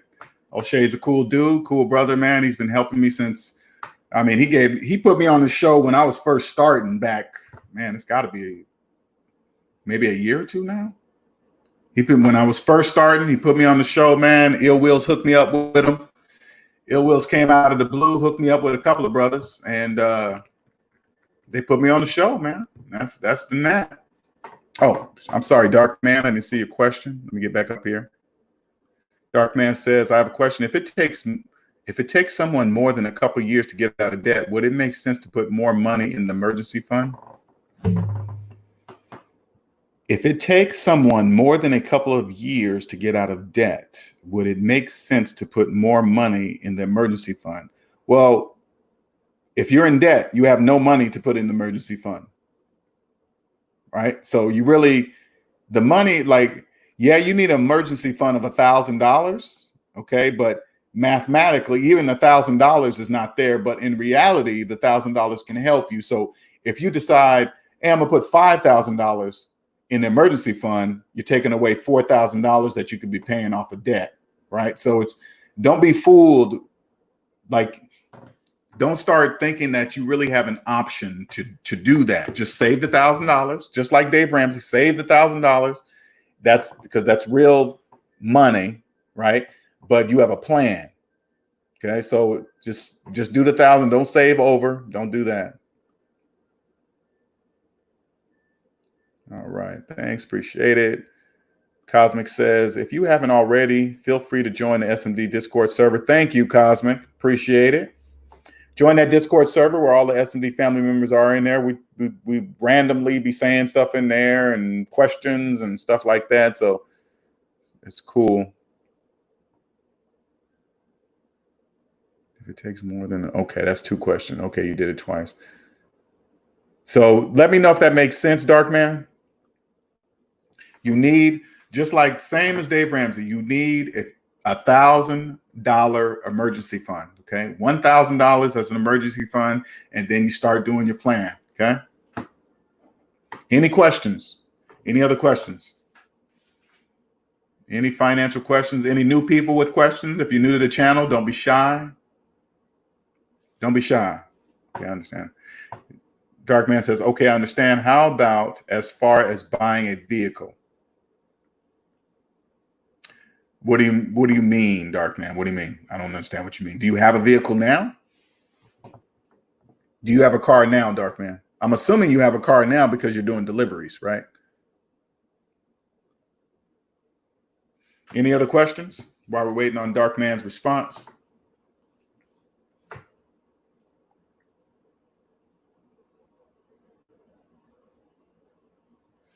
Let me throw this up here. This is my, here's my Cash App. I want to thank everybody for the donations. I really appreciate it. Yes, confirm. Okay. Appreciate all the donations. It helps me out a lot, especially during a pandemic, because people ain't thinking about getting out of debt during a pandemic. I can promise you that. That's not on their mind. Hey, I lost my job. I can't pay my mortgage. Let me go see LJ. Let me see if he can help me get out of debt. That doesn't happen. All right. It doesn't happen. Okay. All right. All right. So let's go back here. Dark Man says, yes, but the mileage is up there. So I am anticipating having to purchase another one. So you are imagining that you need another car. Okay. Stop doing that. Doesn't matter how many miles on your car. Is it working right? Is there anything problem with it? Don't worry about it. Those are you're starting to put imaginary fear in your brain. What if the car dies? Oh, the mileage is high, blah, blah, blah. That's all sale tactics. Like when mileage, people believe that if the mileage starts to get high on your car, oh my God, I need another car. But then I say, is your car fine? Is it running rough or something? Or what's, no, it's, just know how it is. No, I don't know how it is. What do you mean? What are you talking about? Is it okay? Then ride it till the wheels fall off until you get out of debt. Period. Don't do that. Don't psych yourself out. Mr. Marcus Allen says, what is the fastest way to minimize, let alone get out of debt, sir? Okay, so I see what you're doing. So what you're saying is reducing expenses. So the best way you can reduce your cable bill. There's different ways to reduce your phone bill. This is what I do for clients. Not only do I create a plan to get them out of debt, I also teach them how they can reduce their expenses and get this, and while getting the same exact services as if they didn't reduce their expenses, right? But you will pay less for the same exact services: your phone bill, your cable bill, car insurance. There's different ways to pay your rent. What else? There's many ways that I can help you do that. Okay. So great question. There are different ways, and that's what I do for clients. Not only do I create plans, but also do other things too. All right, Randy says, hey, LJ, how do you think the government will handle these evictions that are coming up within the next couple of months from tenants not being able to pay rent? Cosmic, what are your thoughts about this, Cosmic? What are your thoughts about Randy's question? I think she can better answer that question. Cosmic says, if I lost my job, I'd be getting my financial ducks in a row. Do you feel that people just don't know how, LJ? What do you feel are the biggest roadblocks in the way? Good question, Cosmic. I think, first of all, feelings are the number one that gets in the way. Right now, fear is running rampant. Fear will make you buy and buy things that you normally wouldn't. Toilet paper, alcohol, just spend money that you don't have out of fear. Fear will mess you up. And fear wipes away logical decision making. Okay? Fear doesn't allow you to think logically. Do I really need that much toilet paper? Why are they selling out of toilet paper? Because everybody's just buying it. There is no reason. People just buying it, right? I can't find alcohol anywhere down here in South Carolina. I can't even find alcohol because of people's fear, right? Believe it or not, right now is the time to get out of debt. It really is. A lot of people in fear, they can't see it. They just don't think there's a way. They're not really thinking about it. Their job loss. They're trying to think about how they're going to, their kids, the marriage, it's just a lot of stuff, right? But the biggest roadblock right now, I got to think back. If I was in debt and I was during this pandemic, what would be my biggest roadblock? If I lost my job, I would be just thinking about money. How am I going to pay my rent? How am I going to pay my car note? How am I going to pay my cell phone bill? How am I going to feed my kids? What else? And it's all mental. It's really all mental. It's all mental. I think, Cosmic, I think they just got to get it. They got to get over the mental part that there is a way out of this situation, right? But this is, and I want you guys to understand something. If you're new to the channel, none of us in this room has ever experienced what's happening right now. I want you to understand this pandemic is new for everybody in this channel. This is a worldwide pandemic, worldwide. This is new for everybody. The reason why people that are not in debt can see more clear than the majority, because we're not in debt. We're not triggered by, hey, we need that money. How are we going to pay our rent? Or how are we going to buy food? Because we've been out of debt. So we always, when you're not in debt, you always have money. Okay, it's not a big deal. You're out of debt. You don't have to spend it because you're not in debt. Okay. Mr. Marcus Allen says, thank you, LJ, sir. And thank you, Nicer. You are welcome, sir. If you have any more questions, you can keep them coming. SR says the biggest roadblock is starting. Yeah, that is very good, SR. You're right. That's very good. It's starting. And the mental roadblocks is the mental roadblocks are facing your total debt. Nobody really wants to know how much debt they have. They don't want to know how much they've been messing up. They don't want to know that, right? That's the biggest. So that was the big. Mine was the biggest, right? I remember before I paid off my student loan debt, I would look at that student loan debt balance. I would think things like, man, that's going to take me forever. God, I could buy a car with that. I was thinking about the things I could buy for the amount of student loan debt I had. I was thinking, man, that's a car. I could buy a nice car in cash instead of paying off that student loan debt. like I had an option not to pay off the student loan debt. It was just the craziest thing. This is the craziest thing. I was thinking about things I could buy instead of paying off my student loan debt. That's mental debt talk. Okay. The hardest part is getting started. People like NC Big said, before he contacted me, he thought he had to straighten up his credit before he reached out to me. That just blows my mind that now, if NC Biggs thought that, how many other people do you believe think that that's probably the very reason why they're hesitating to reach out to me, because they think, oh my God, LJ is going to see my credit report and think, damn, this woman don't know nothing. They just, no, I don't look at it like that. I'm not going to look at your credit report and say, oh man, you've been fucking up. Look at this mess. No, I wouldn't be saying that. I'll be like, okay. In my mind, when I look at your credit reports, I just start organizing it mentally. Okay, this goes here, that's there, this is there. Because I know how to put the pieces of the puzzle together. So, and then I put it all together and then I show you and I say, this is what you do. Now it's all organized. Now this is all you got to do is follow these steps and you'll be free. Okay. SR says, even if your plan isn't 100% solid, you need to start. Yes, you do. Cosmo said, Rome wasn't built in a day and neither will getting out of debt. Sure won't. Because you got to ask you, because I know people think, man, that's a lot of debt. You know how many years it's going to take me to get out of debt?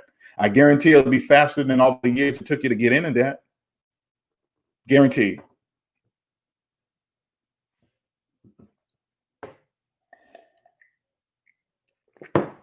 Great questions, man. Really great questions. Really great questions. Any other questions? If you're new to the channel, I see 30 people in here. I know there's some people in here. Don't be shy. I won't bite you. I'm here to help. That's it. Nothing more than that. I'm just here to help. Just here to help. Let me see. What can I see over here? Let's see. Go back.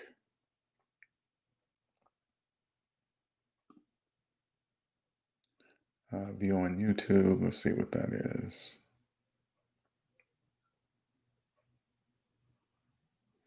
Any other questions?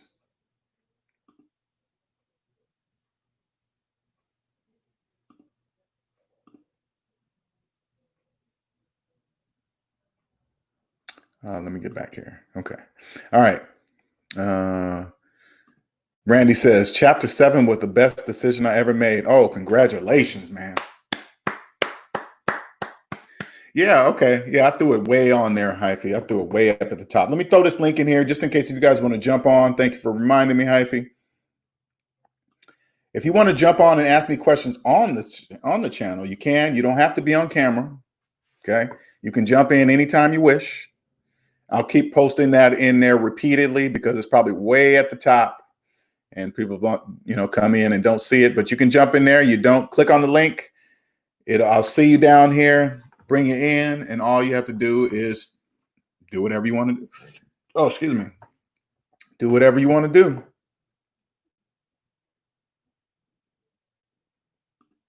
James Stokes says, when paying student loans, do you pay the lowest amount or the highest interest rate?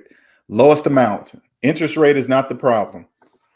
Put it in order from smallest to the largest, and that's how you pay it. Don't worry about the interest rate. Interest rate's not the problem. Okay? It's definitely not the problem.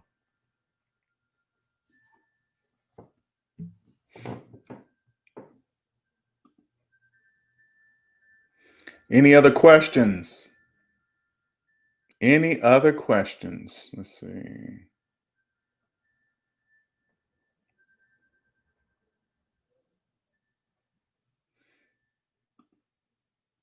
If you're new to the channel, don't be shy. Today is about you guys. Today is about you. It's Q&A Sundays, okay? Q&A Sundays. If you need my help, go to SavingsMinusDebt.com. Schedule yourself a free 30-minute consultation. You can schedule what time is convenient for you, right? I'll get the alert and we'll talk. I get on the phone with you. I just hear, only thing I'm gonna do is just ask you about your situation. All I gotta do is just listen to you. I'll know exactly what to do, okay?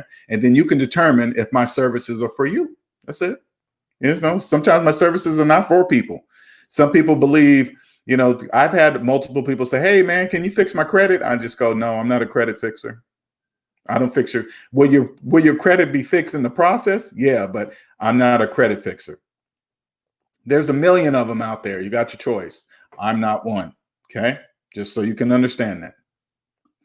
Beverly says, debt free, you could fly really high. Yes, you can. You can fly as high as you want. There are no limits. Once you become debt free, you are free. There is nothing like it. If you've been in debt all your life, I promise you, you've never felt financial freedom ever. Never. SR says, we bought a car for $800 a couple years ago, still runs. The get out of debt car. Yes, exactly. Mr. Marcus Allen says, how many checking or saving accounts I need to be financially stable? I only have one. No, I have two. I have two accounts, right? You don't need, I have two accounts, one credit card. That's it. Okay. That's it. And the only investing I'm doing, I don't invest in anything outside of myself currently. I'm only investing in me. I'm the only person that can get me. I'm the only person that can get me to millionaire status the fastest. Me. Nothing outside of me can do that. Only me.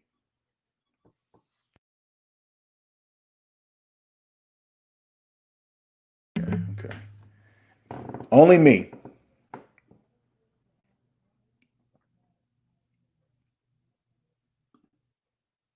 Randy says, I feel like our elders were more financially stable because credit was hard to obtain and it forced them to live off the weekly earnings within their means. What I've discovered since I became debt-free, that this is generational. Okay. And maybe the people that you see that told you, hey, pay cash, those were just the rare people that were financially free back then, right? They're just, they wasn't special. They just, because you got to remember, there's only a few people that are financially free, only a few. So you'll sporadically hear about us throughout your life. I sporadically heard about a debt-free saying, hey, pay cash here. Don't ever finance a car. I've heard all these sayings during my first 40 years of life as a computer engineer, right? And there were always things that I had questions on that I couldn't really ask nobody because I didn't know how to ask it. I remember like when I had a job, when I had my job up in Seattle, right? And I was thinking about buying a house near my job. And I remember thinking to myself, if I bought a house near my job, am I really saying that I'm going to be working at this job for the next 30 years of my life? That's what I said to myself. I was like, damn, no. Here's my coworkers. Most of them live not too far from the job that we worked at, right? But I had that question. I'm like, am I saying I'm going to be working here? Because what if I bought the house, a 30-year mortgage, and then I don't work at that job, and then I end up working in downtown Seattle? Then I would have to drive from my new house to downtown Seattle. That wouldn't even make any sense though. And I couldn't say, oh man, I got a new job, I'm gonna sell the house. I couldn't sell the house. I would have to buy my way out of that house, and that would be impossible. So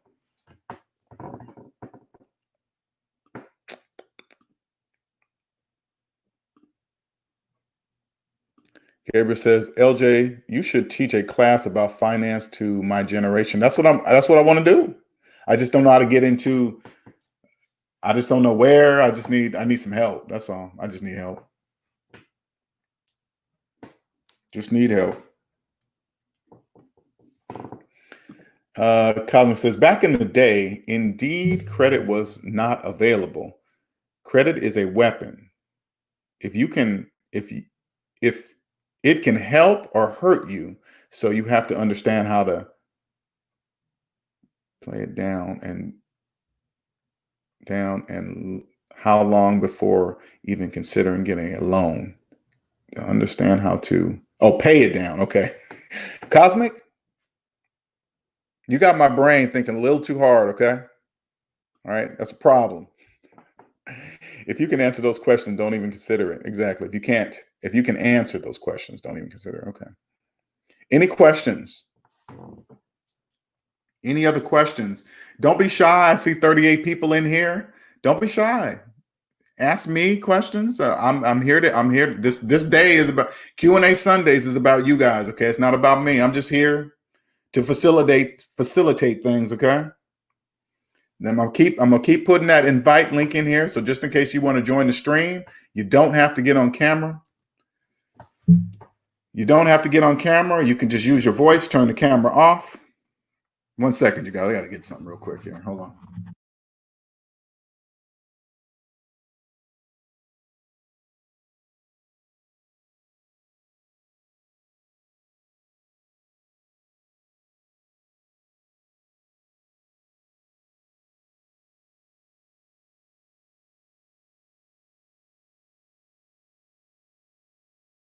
All right, I'm back. Is that on? Let me make sure it's on. Okay, it's on. All right. Any questions? Any questions? Got a hangnail. Hangnails really irritate me. I know one thing, though. I'm ready to get back in that gym. I know that. I don't want to say that while Queen of the South is in here. She's going to be like, hell no, don't get in that gym. You better not, LJ. Get in there with all that COVID spread all over the place, all over the benches. I bet you the gyms are cleaner than they ever been before. I bet you the gyms are just like, I haven't been there yet. I haven't been to Planet Fitness, but I bet you they are cleaner than clean because, man, I had to basically, I was in there. I always brought my own towel, cleaned down my benches all the time because some people come in there, sweat all over a bench and just leave it. It's just, it's like, man, look at all that sweat. Really? Damn. And you're just going to leave the bench like that. Okay, whatever. I'm ready to get to the gym for real. I'm ready. I'm ready to get there, man. I ain't going to lie. I ain't in front, man. I've been driving by it. I was like, damn, it's open. Shit, I could use some bench press right now. I could use some stomach exercises. I really could. Really could. Randy says, most older people I talked to did 10 to 15 year mortgages. A lot of those people saved money by staying with relatives until they had a sizable amount of funds for a down payment. And you know what's crazy? I recommend, and that's what I did. When I got out of debt, I moved out of my fancy high rise and moved into a room in my sister's house. People thought they thought I was smoking crack. Linnell shooting meth. Why is he living with his sister? I thought he was an engineer and this and that. You got to kick your ego to the side. Kick your ego to the side and do it. Move in. If you got family members that will let you live with them, pay them rent. Make sure it's automatic. Don't have the family members need to ask you for the rent. Just pay it. Pay half the utilities, all that stuff, and get yourself out of debt, man. Get yourself out of debt.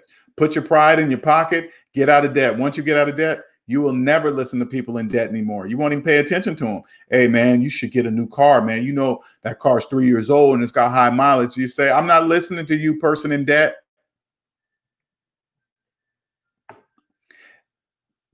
And those of you guys that are listening in the background, this is what I want you to think. When somebody comes up to you and tells you, this is what you need to ask a person when they come up and tell you something during a pandemic.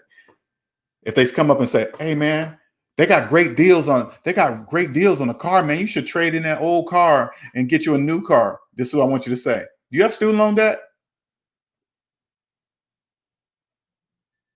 Hey, man, you should refinance your house, man, and get this. Is that cell phone financed? Did you finance that cell phone? If they say yes to those questions, you don't listen to them. You don't take financial advice from a person with student loans older than their children. You don't take financial advice from somebody with a finance cell phone in their hand. You don't do that. You go, no thanks, because they want you to be like them. Don't do it. Darkman says, LJ, I'm back in the gym. Not as much people there, and they also close for an hour for deep cleaning. Oh, wow. And I always brought my own towel. Always brought my own towel. Always. Frank Lopez says, my biggest fear is, how is this country going to react to the new normal, the new economy, and how us as a country will adopt to this. First, put it this way, Frank. Understand that there is a new economy, period. I know there is a new economy, period. I've embraced it. It's here. It's not going anywhere, and it will last the next 70 years. So be happy, Frank, that you know there's a new economy. The majority of people in debt, all you got to do is go on social media and say, oh man, I can't wait till things get back to normal. I can't wait for things to get back to normal. They're never going back to normal, ever. That's gone forever. Those people will live in debt for generations. Going after a new normal, going after the old normal, something that doesn't even exist. It doesn't even exist, but they're going to chase it. And then they're going to teach their children to chase it. And then their children's children are going to teach their children how to chase something that doesn't exist.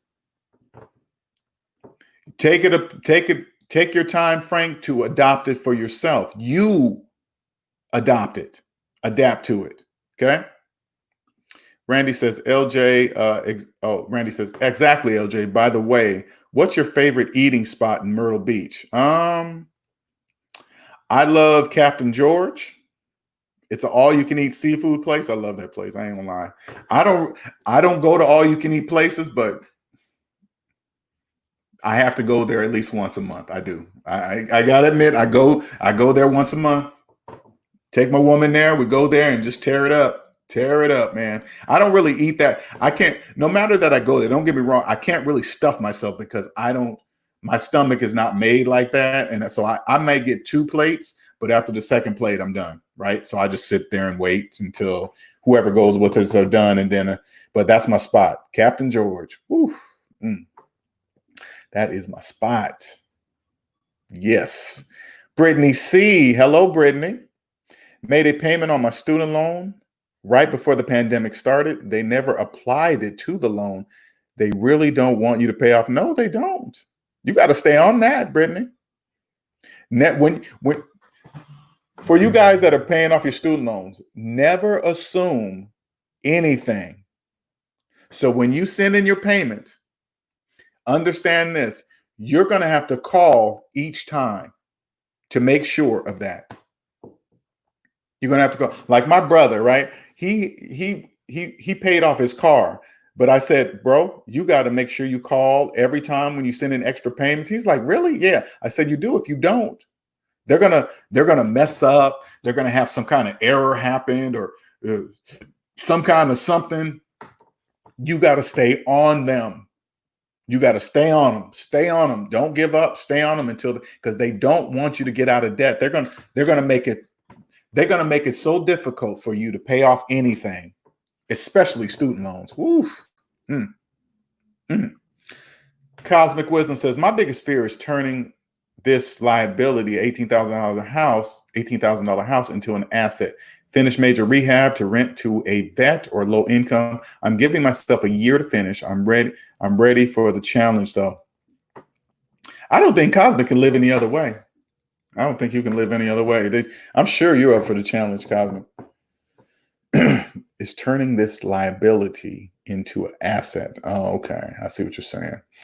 No, I think, with a house, you still got to go according to the times, period. I mean, this is a very rough, and I want you guys to understand something. This is new for everybody. There's nobody you can walk up to right now and say, hey man, what'd you do during the last pandemic? How did you survive? There's nobody to ask that question. You can't ask anybody that question. What should I do? What'd you do during the last pandemic? What did you change? No, there's nobody. There's nobody to ask. This is brand new. But understand this. There is a new economy. It is here. It is in place. Adapt to it, adopt it, whatever you want to say to it, learn it. And the only way you're going to see it, you must get out of debt first. This is my rule of thumb. Get to zero before January 2021. Get to zero, because that's when unofficially, The new economy is going to start. Right now, we're working out the kinks. We got another 6 months to work out the kinks. We still got a lot of kinks going on. We still have a lot of unknowns right now. Okay, there's a lot of unknowns. But come 2021, you better be ready. How are you going to be ready? You must be at zero. You do whatever it takes to get to zero. Chapter 7, bankruptcy is not a bad thing. Don't believe people in debt. I want you to understand something. Bankruptcy is not for losers. That's an illusion. Okay, that's a trick. Okay, don't let anybody in debt say, hey man, if you go to somebody, hey, I'm thinking about filing Chapter 7. Oh man, you know it's staying on your credit report for 10 years. You know that'll bring your credit score down. This is what I want you to say to that person. You have student loans? Is that a finance cell phone in your hand? Yeah, then I'm not listening to you. I know you hear me keep repeating myself like that because it's true. It's true. You never take financial advice from a person with student loans older than their children. Why would you do that? That doesn't make any financial sense. Damn, I keep hitting this button. Okay. Dark Man says, LJ, how about the folks that will still be south of zero when that time comes?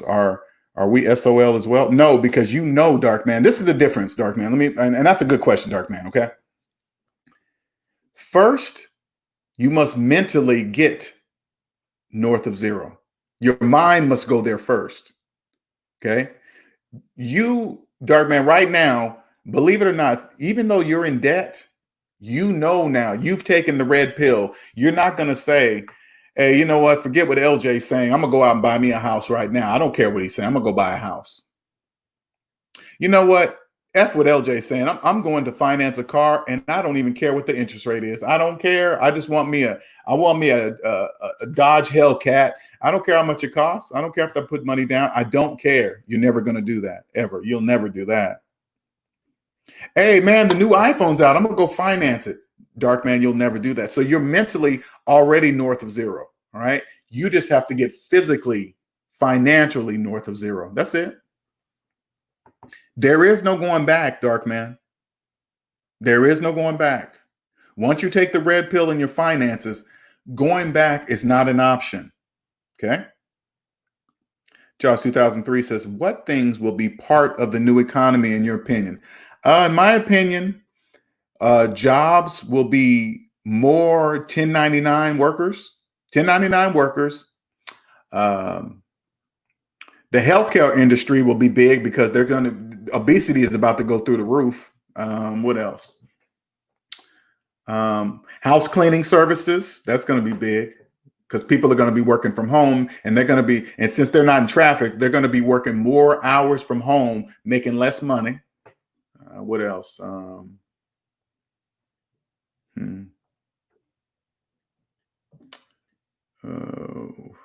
Those are the things I can see. Shout out to Brittany C for the $5 super sticker. Thank you very much, ma'am. Appreciate you. I really do, especially during a pandemic, because $5 is $5. $5 is more than $5 in a pandemic. Okay, it's like more than $5. Appreciate you, Brittany. Thank you very much. Any other questions? Oh, Fred, what's up, man? It's been a minute. Thank you for clarifying the north of zero for the ones in debt. Oh, okay. See, you guys got to tell me that when I say things like that. So if you guys hear me saying north of zero, this is what I mean. Imagine this is zero. Anything south of zero is negative. -1, -2, -3, -4. Anything north of zero is 1, 2, 3, 5, 1 million. South of zero, -1, -2, -3, -10,000, -1 million, -2 million. That's what I mean. So thank you for even saying that, Fred, because I've been doing this for a while. I just assume that people understand what I'm saying. But that's why I titled the members only group Life North of Zero. Okay? Because again, there are things, if you've been in debt all your life, I promise you, once you get north of zero, it's going to be a whole entire new world for you. Okay. And instead of learning what I had to learn, not only from me, the SMD family members here, they will be able to guide you to help you skip over some hurdles that you just don't have to even bother with. You can just go, you can go straight from zero to go. Okay. Just go. Hey, what do I do here? And all the information that you're going to get from the SMD family members, it's going to all be the same because we all have the base foundation. Get to zero first. Solid foundation. How do you get here? Trust mathematics. Always trust math. Never involve your feelings when it comes to your money, ever. Okay. Red Scorpio, welcome. Welcome. Would you buy a used car if your current paid off one keeps breaking down on you? First, I need to understand what you mean by buy, Red Scorpio. Are you talking about financing or are you talking about paying cash? Okay. So you're saying, would you buy a car if your current paid off one keeps breaking down on you? I would take my car into the shop. It counts on what kind of car you have that keeps breaking down. Is it on the lemon list? Maybe it's on the lemon list. I'm not sure, but I would look it up, see if it's a problem. But trust me, your car repairs are cheaper than what people think. I have right here. I live in South Carolina. Luckily, I found a awesome auto repair shop that I just take my truck in there. I have a 1995 GMC Yukon. Okay. Whenever that thing has a problem, I take it to that shop and say, hey, it's doing this. I need it fixed. And I walk away from that shop. It's always fixed right. Okay. It's always fixed right. I don't have to get under the hood and check it. I don't have to check anything, make sure they did it right. They always do it right. They've been doing that since day one. They will always have my business. Always. Like I have to get a lot of front end work on my truck, right? It's got some things that need to be changed, right? It's going to cost about $1,500. So what? Here's the quote, sir. I was like, cool, $1,500. Yeah, okay. I'll let you know when I'm getting ready to get it fixed. $1,500. But when it's done, it's going to be right. It's going to be brand new again. And if the parts on my truck lasted 25 years, it deserves new parts. Okay. Great question, Red Scorpio, but I want to understand what you mean by buy. If you're meaning financing, the answer is absolutely not. There is no reason under any circumstances will I ever finance a car, ever. Great question. Any other questions? Any other questions? Oh, O'Shea's online, huh? What's O'Shea talking about? Man, this dude just stays just because doesn't mean. Oh, that is true. Great title. Great title, O'Shea. Great title. Great title.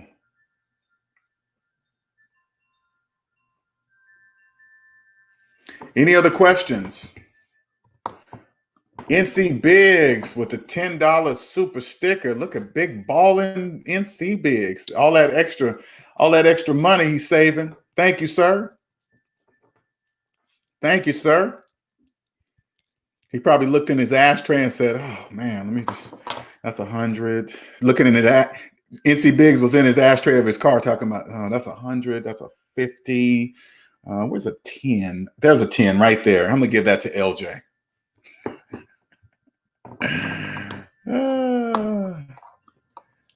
Cosmic Wisdom says, what's your biggest fear you are going to face this year?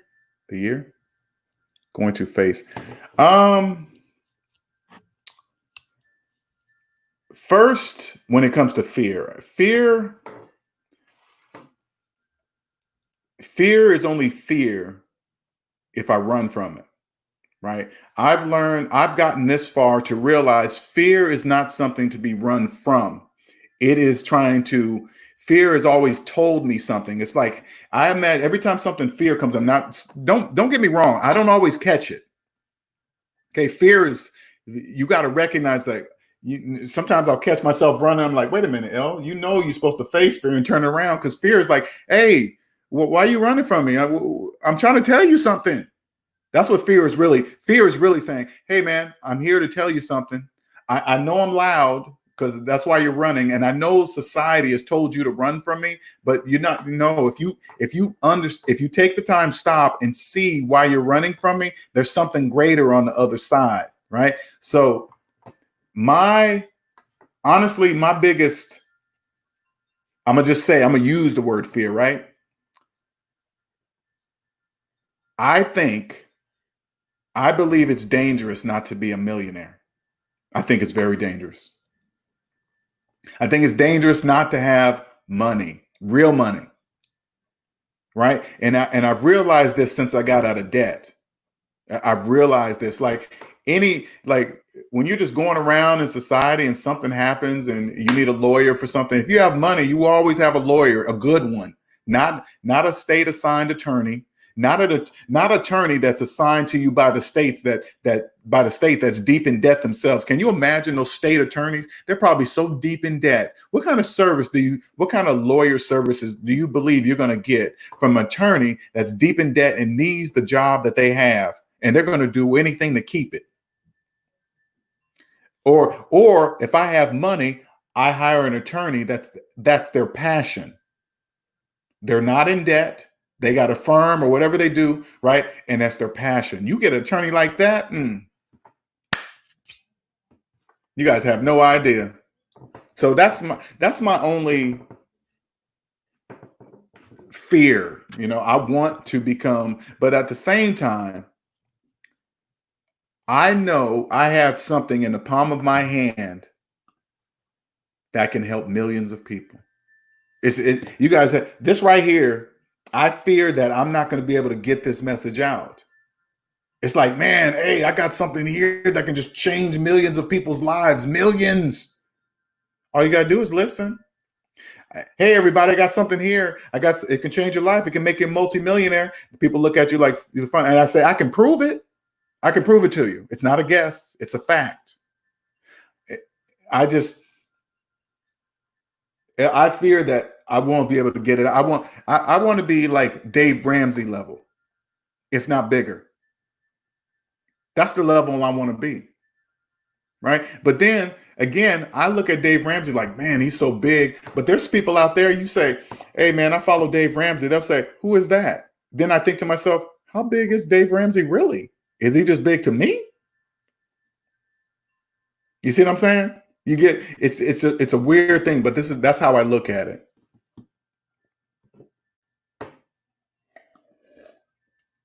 SR says fear is a cancer to your mental state. Listen to the fear and understand why it's there. Exactly, SR, for sure. Adjust what you're doing to get rid of the fear. One thing I've learned and continue to learn about fear. First of all, just like SR said earlier, never stop learning. Okay. I never think I know it all, but I am still learning that fear is there to teach you something. It's there to teach me. Right. And if I don't learn the lesson that fear is trying to teach me, the lesson continues until I learn it. That's why I'm even here in front of you guys today.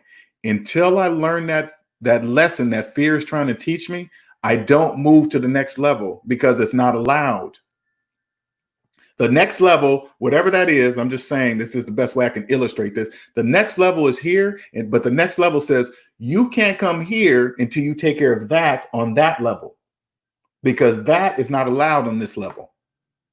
See what I'm saying? So I've made up in my mind within the last 2 days that I'm doing something. I've made up my mind that I'm doing it, right?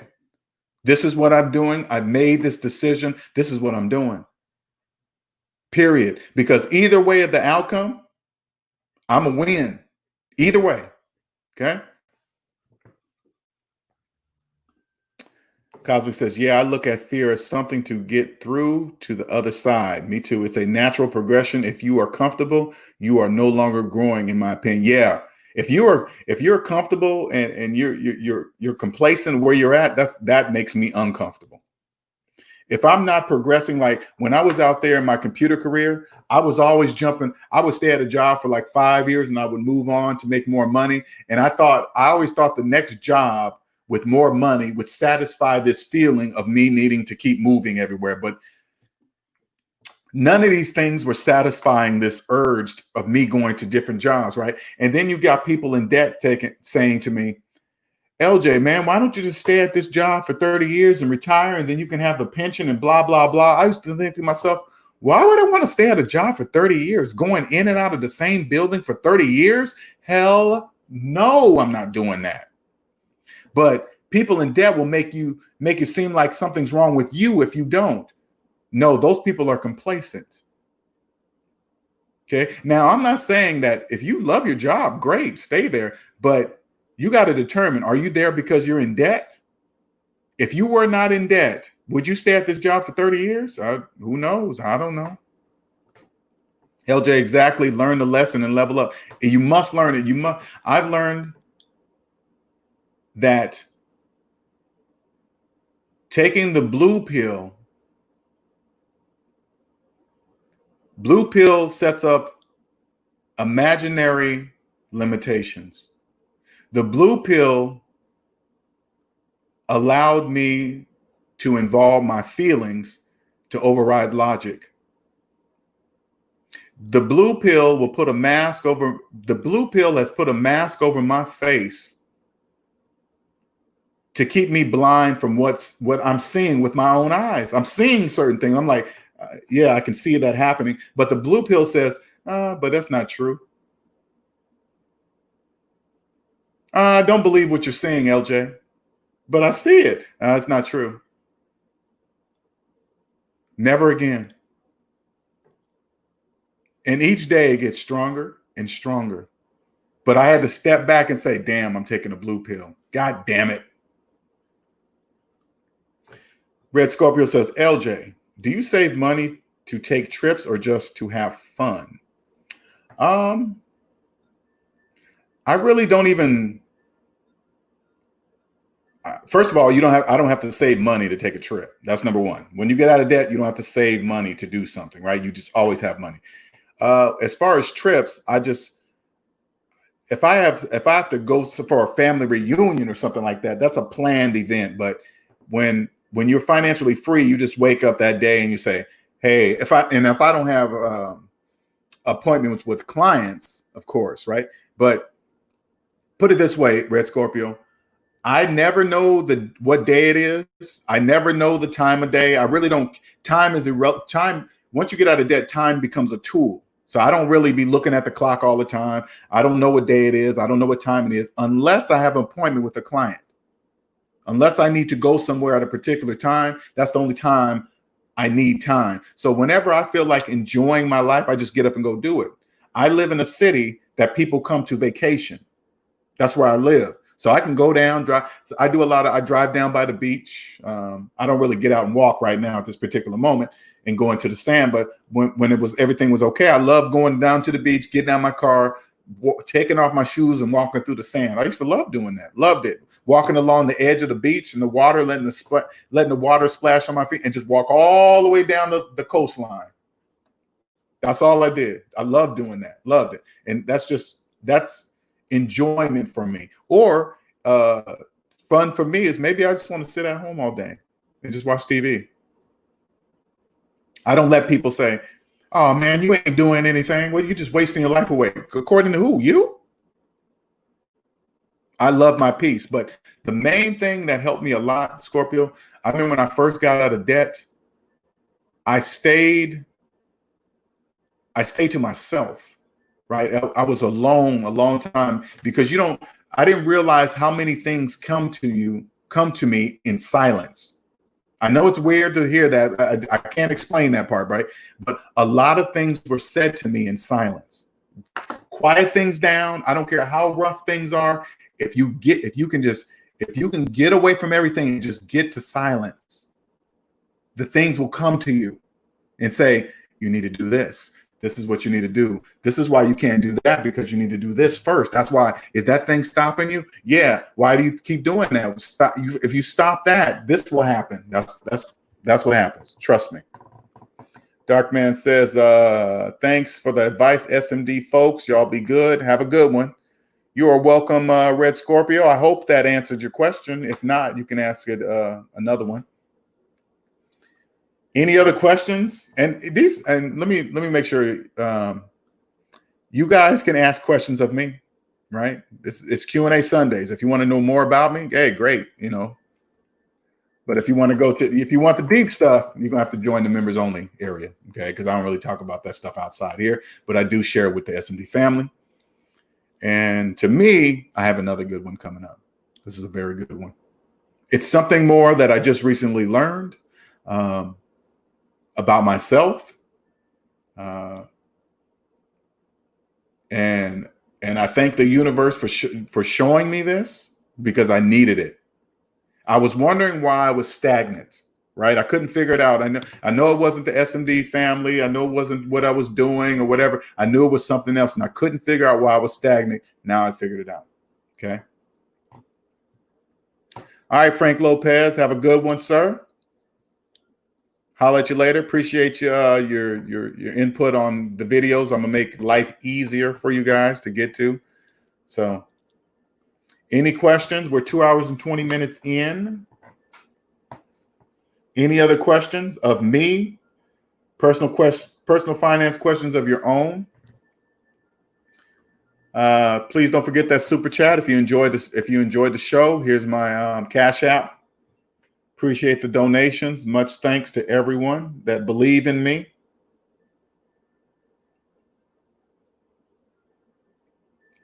And I'm gonna tell you guys something right now. Let me tell you what my goal is right now. This is one of my goals. Okay. My goals have now become something that used to seem unobtainable. This is my goal. And I don't know why it's my goal, but my goal is to get the attention of Kevin Hart. Okay. That's my goal, because I know for a fact he's an alien.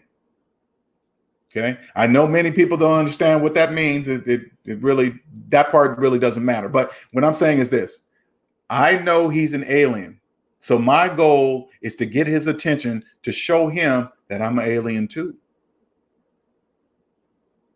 That's my goal. Once I get his attention, he's going to know that I know. Period. He's going to know that I know.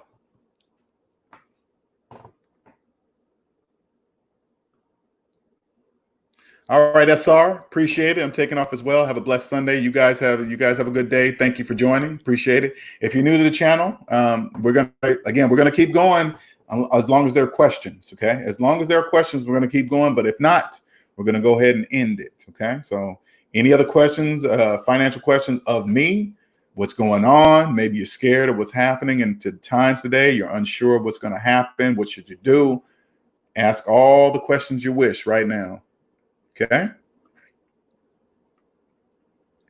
My website is scrolling along the bottom, SavingsMinusDebt.com. Free 30-minute consultation. Just go to the website, schedule yourself for a free 30-minute consultation, and we'll get started. I can help you right away. All right. Any other questions? I see a lot of people in here in the background. Don't be shy. Don't be shy. I've been doing a couple of lives on Instagram. I don't know, Instagram. Maybe I'm not doing it right, but people don't really engage in Instagram for some reason. I'm not quite sure what that is. John Kennedy says, "Will Trump win 2020?" I don't know. He won by the electoral votes the first time. I don't see why he wouldn't get a second term this time. I don't know. R. Cart for the $3 super chat. Thank you, sir. I appreciate you always, LJ. I appreciate you, R. Cart, man. R. Cart be seeing me on Instagram. He be chiming in every now and then. You see me? R. Cart, am I doing something wrong over there on Instagram? I don't really get it. Right? Sometimes I go live and it just it just doesn't make sense. It doesn't make sense to me. So I really don't waste too much time. I'll come on there and like, hey, how you doing? I know you guys out here because you guys be quoting my memes and sharing them and blah, blah, blah. But when I get on live, they just, I don't know. I don't get it. But NC Big says, LJ, while getting out of debt, my patience gets thinner when dealing with stores. Did you see that happening to you when you got out of debt? Yes. You know why your patience is getting thinner? Because now you see how they abused you when you were in debt. You're just not tolerating that stuff anymore. You're like, man, I don't even have to be here. No, you don't. If I'm spending money here, I should be getting treated a certain way. Every place, this is what makes Chick-fil-A so big. Their service. Chick-fil-A's, I'm not a fast food person, really. Okay, I'm not a fast food person. But people kept talking about Chick-fil-A. Oh, Chick-fil-A this, Chick-fil-A that. So I'm like, okay, let me go try their food. So I walk in. I'm like, God damn, this service is nice. Hey, you need that, sir? You need some of that? Hey, okay, here you go. That's like, whoa, this is fast food? The service is remarkable at Chick-fil-A. It's the service. What's up, Lemon for Life? Hello? Am I saying that? Layman for Life. Layman for Life. What's going on? How you doing? Welcome. Our Carp says, I don't know if the SMD fam is following me on IG. No, they're not following me on IG because I don't really, and it's almost a waste of time, but I just think YouTube is the biggest stage. I go over to Instagram because every now and then there's some people that follow me closely on Instagram, but I don't know. I just be trying to spread the word on Instagram. Red Scorpio says, lots of people in South Carolina eat pig feet and chitlins. Do you, LJ? Hell no. Nope. I don't eat none of that stuff. No, sir. Once I was a kid, like my mom used to feed me chitlins when I was a kid, but when I found out what they were, I was like, what? Oh no, I ain't eat none of that. Because when my mom used to clean them, right? They used to stink. Right? Ooh, they stink bad, right? And I was like, ooh, that's so. But I just thought, okay, that's just the way they smell. And then once I found out what they were, I was like, we are eating what? No, I'm not doing that again. Cosmic says, I feel the same way. I treat my money strategically. I don't give money to people without the service products up to my standards. I avoid mindless spending. Exactly. And that's what you're experiencing, NC Biggs. You're no longer accepting the service that you've been receiving, especially when you're in debt. When you're in debt, you don't really notice that you're getting bad service. You don't notice that. But when you get out of debt, you walk into a place and they give you horrible. If I'm in a store and there's somebody behind the counter and I'm standing there, they're not even acknowledging me to say, hey, I'm sorry, sir. I'll be with you in a minute. I'm kind of busy right there, because that happens, right? It's like you can't, but if they're just not even acknowledging, I would leave. I would leave the store. I'd leave. If I pull up to a place to get some coffee or some food or something like that, and they're not even acknowledging me, I just leave. No, I'm not staying here. And I'm gonna wait on you to get around to me so I can spend my money with you. No, I ain't doing none of that. Layman for Life says, I follow you on Instagram too. We've talked on there. Okay, is that your name on Instagram or is that a different name? Because you guys be coming on with, hey LJ, and I'll be like, oh, that's your Instagram name. I don't know who you are, right?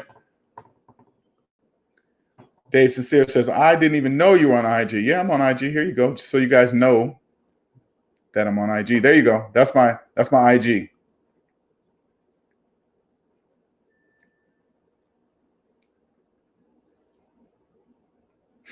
he's laughing. I'm like, I'm dead serious, man. I found out where it came from. I was like, hell no, I ain't eating that. Pig intestines? No.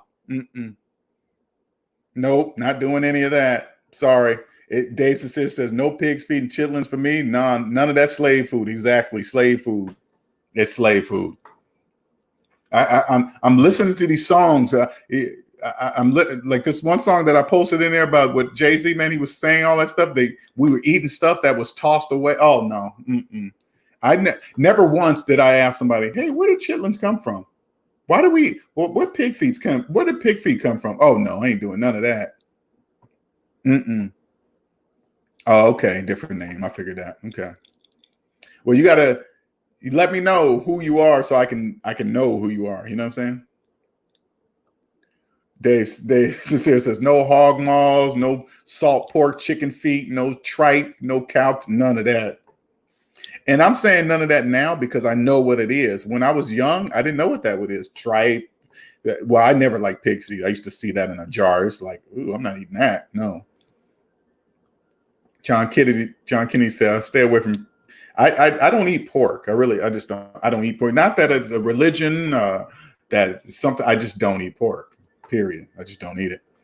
NC Big says, I went to a gun store event and people were so rude. I left, and my friend said I shouldn't have given up the deals. I was like, I need customer service. Exactly.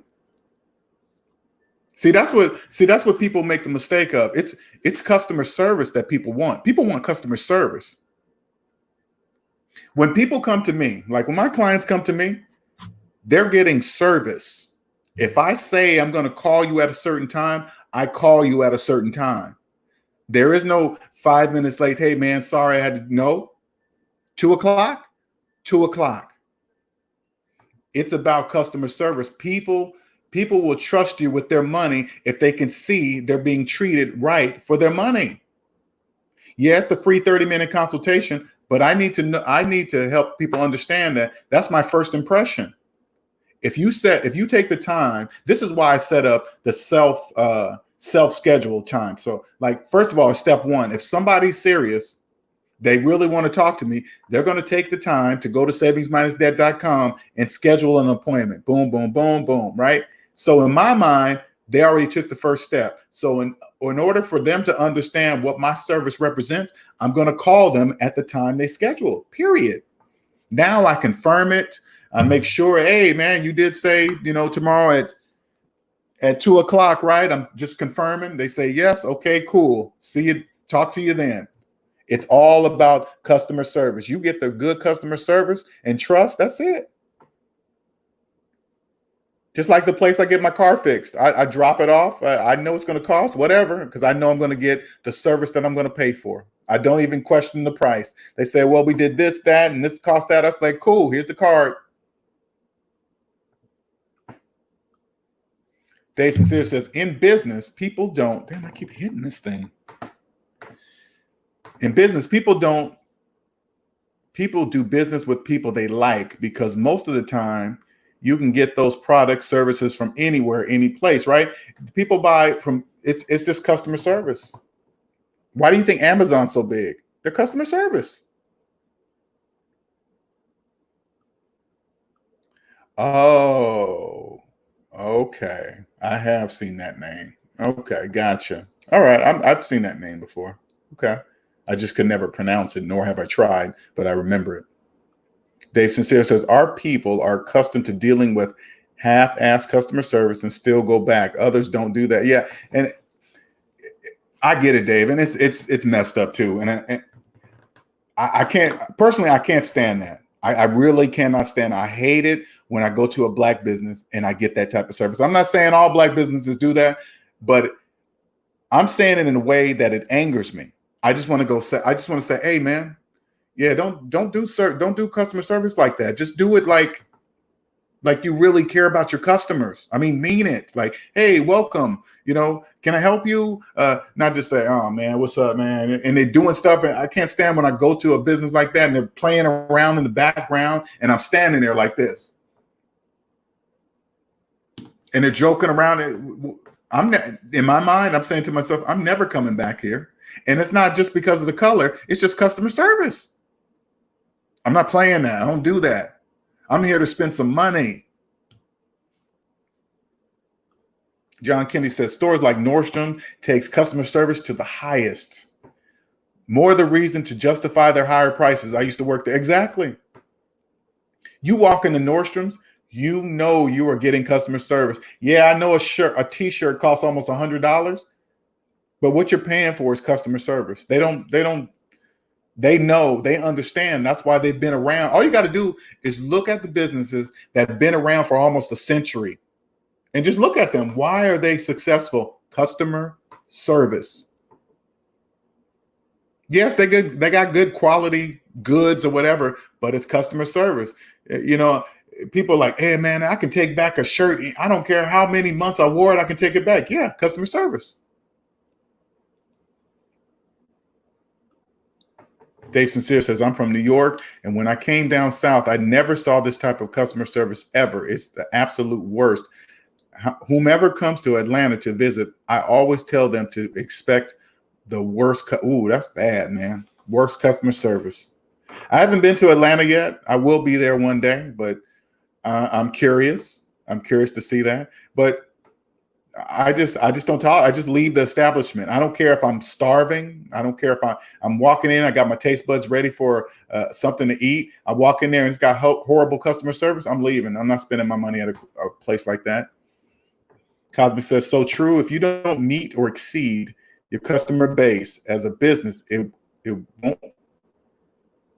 If you don't meet or exceed your customer base as a business, it won't. I'm assuming you say it won't last. You always have to have the customer experience in mind, always as a business owner. That's my ultimate goal. Because like this, there's been 1 or 2 times that I have been late calling a person back, right? It slipped my mind. I didn't put it in my schedule or something. Things just happen sometimes, right?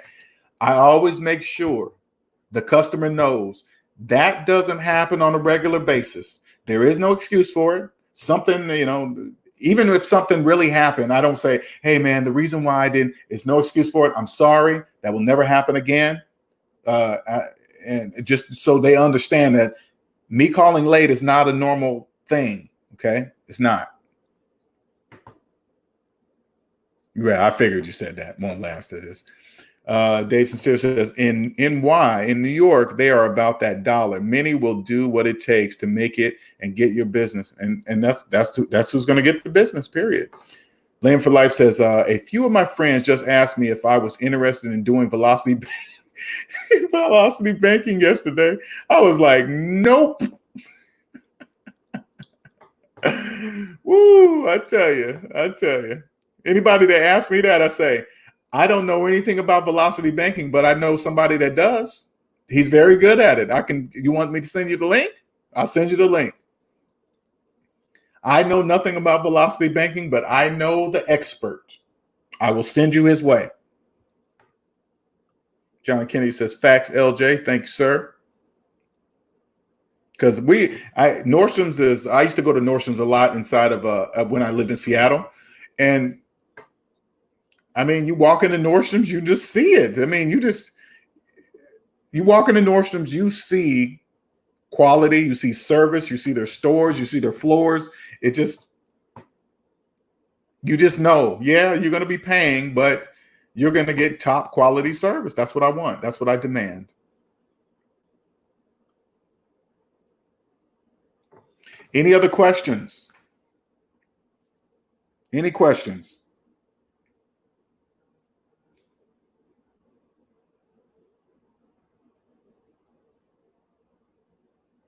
Any other questions? Let me start that over again.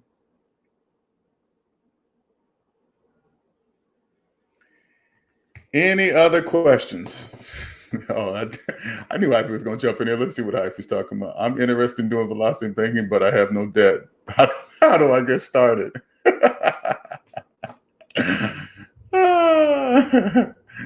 Right. Step 1, go into debt. Okay, Hyphy, you writing this down? Hyphy, I hope you got your pen and paper. Are you writing this down? Step 1, go into debt.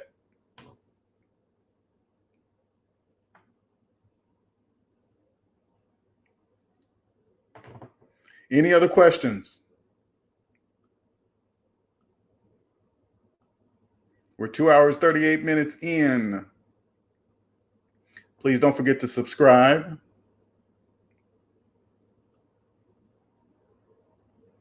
Any newbies in the background that want to ask any questions, I welcome you to the SMD family. Don't be shy.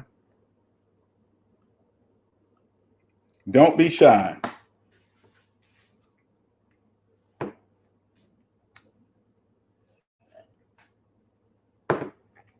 Had to start my truck up. I got this app on my phone that automatically starts my truck. Because down south, man, that car it'd be burning up and so I just leave my AC on, start my truck up that time. By the time I go out to the truck, it's already cold. Any questions? Don't be shy. Any questions? This is going to be over in about 20. It's going to be over before 20 minutes if there's no more questions. Any other questions? I got a couple people sending me some DMs on Instagram, right? And this one girl, she quoted something I said on O'Shea's show last night, right? And it said, I said this on O'Shea's show last night. I said, being debt free will save you from bad relationships. When you've done what it takes to get out of debt, you won't care how fine someone is. She put hand clap, right?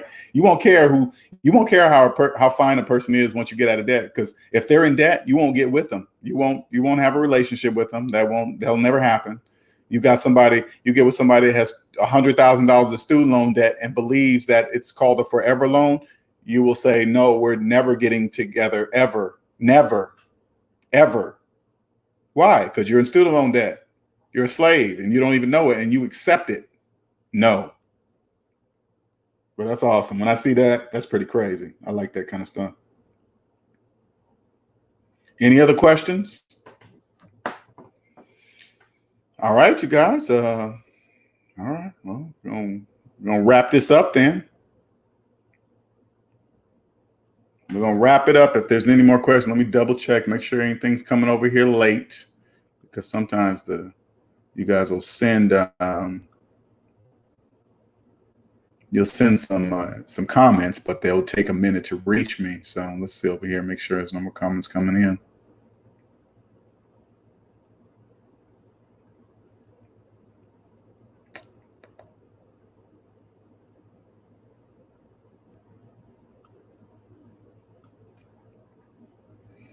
Okay, I see the one from Dave, but it takes a minute to jump in over here. That's really delayed. It's crazy how delayed that is. Wow. Okay, I'm gonna come over here and read Dave's comment because it's taking forever to reach through the StreamYard thing. Hold on a second here. All right, Dave Sincere says, Cosmic says, so true. And you attract a better caliber mate by default. You sure do, for sure. Dave Sincere says, let me tell you, a few years ago, I was seeing this woman who recently relocated to ATL. She lived here many years ago, but came back because her son needed her. Her son lived in Atlanta with his dad. I was seeing this woman and she had no money, bad credit, and she only just started working.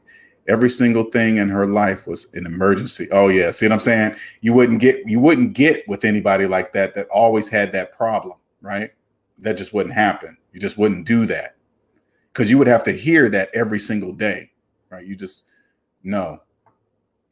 You have to hear their problems every day. Oh my God, bill collectors, I need help, this and that, and blah, goody, blah. No. Once you become financially free, you are free. You're free from that kind of stuff. You're just free. That's the best way I can explain it. And you wouldn't be able to tolerate that, right? It was ridiculous. Every little thing, right? No, sir, won't be doing none of that. All right, you guys, we're going to wrap this up.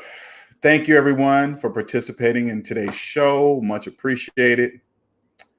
I am out of here. You guys have a wonderful, wonderful Sunday. Until next time, later. Thank you for the new people that joined. Appreciate it. Don't forget, like I said, don't forget to subscribe, like, join the members only group if you wish. Let me see what Dave said real quick. Dave says one time her phone was about to get cut off, and then she complained about having to wait 3 weeks to get paid from her. Oh man, see? No. All right, you guys have a wonderful day. All right. Have a great Sunday. It's 3:44 here. I'm about to go get me something to eat. And until next time, see you later.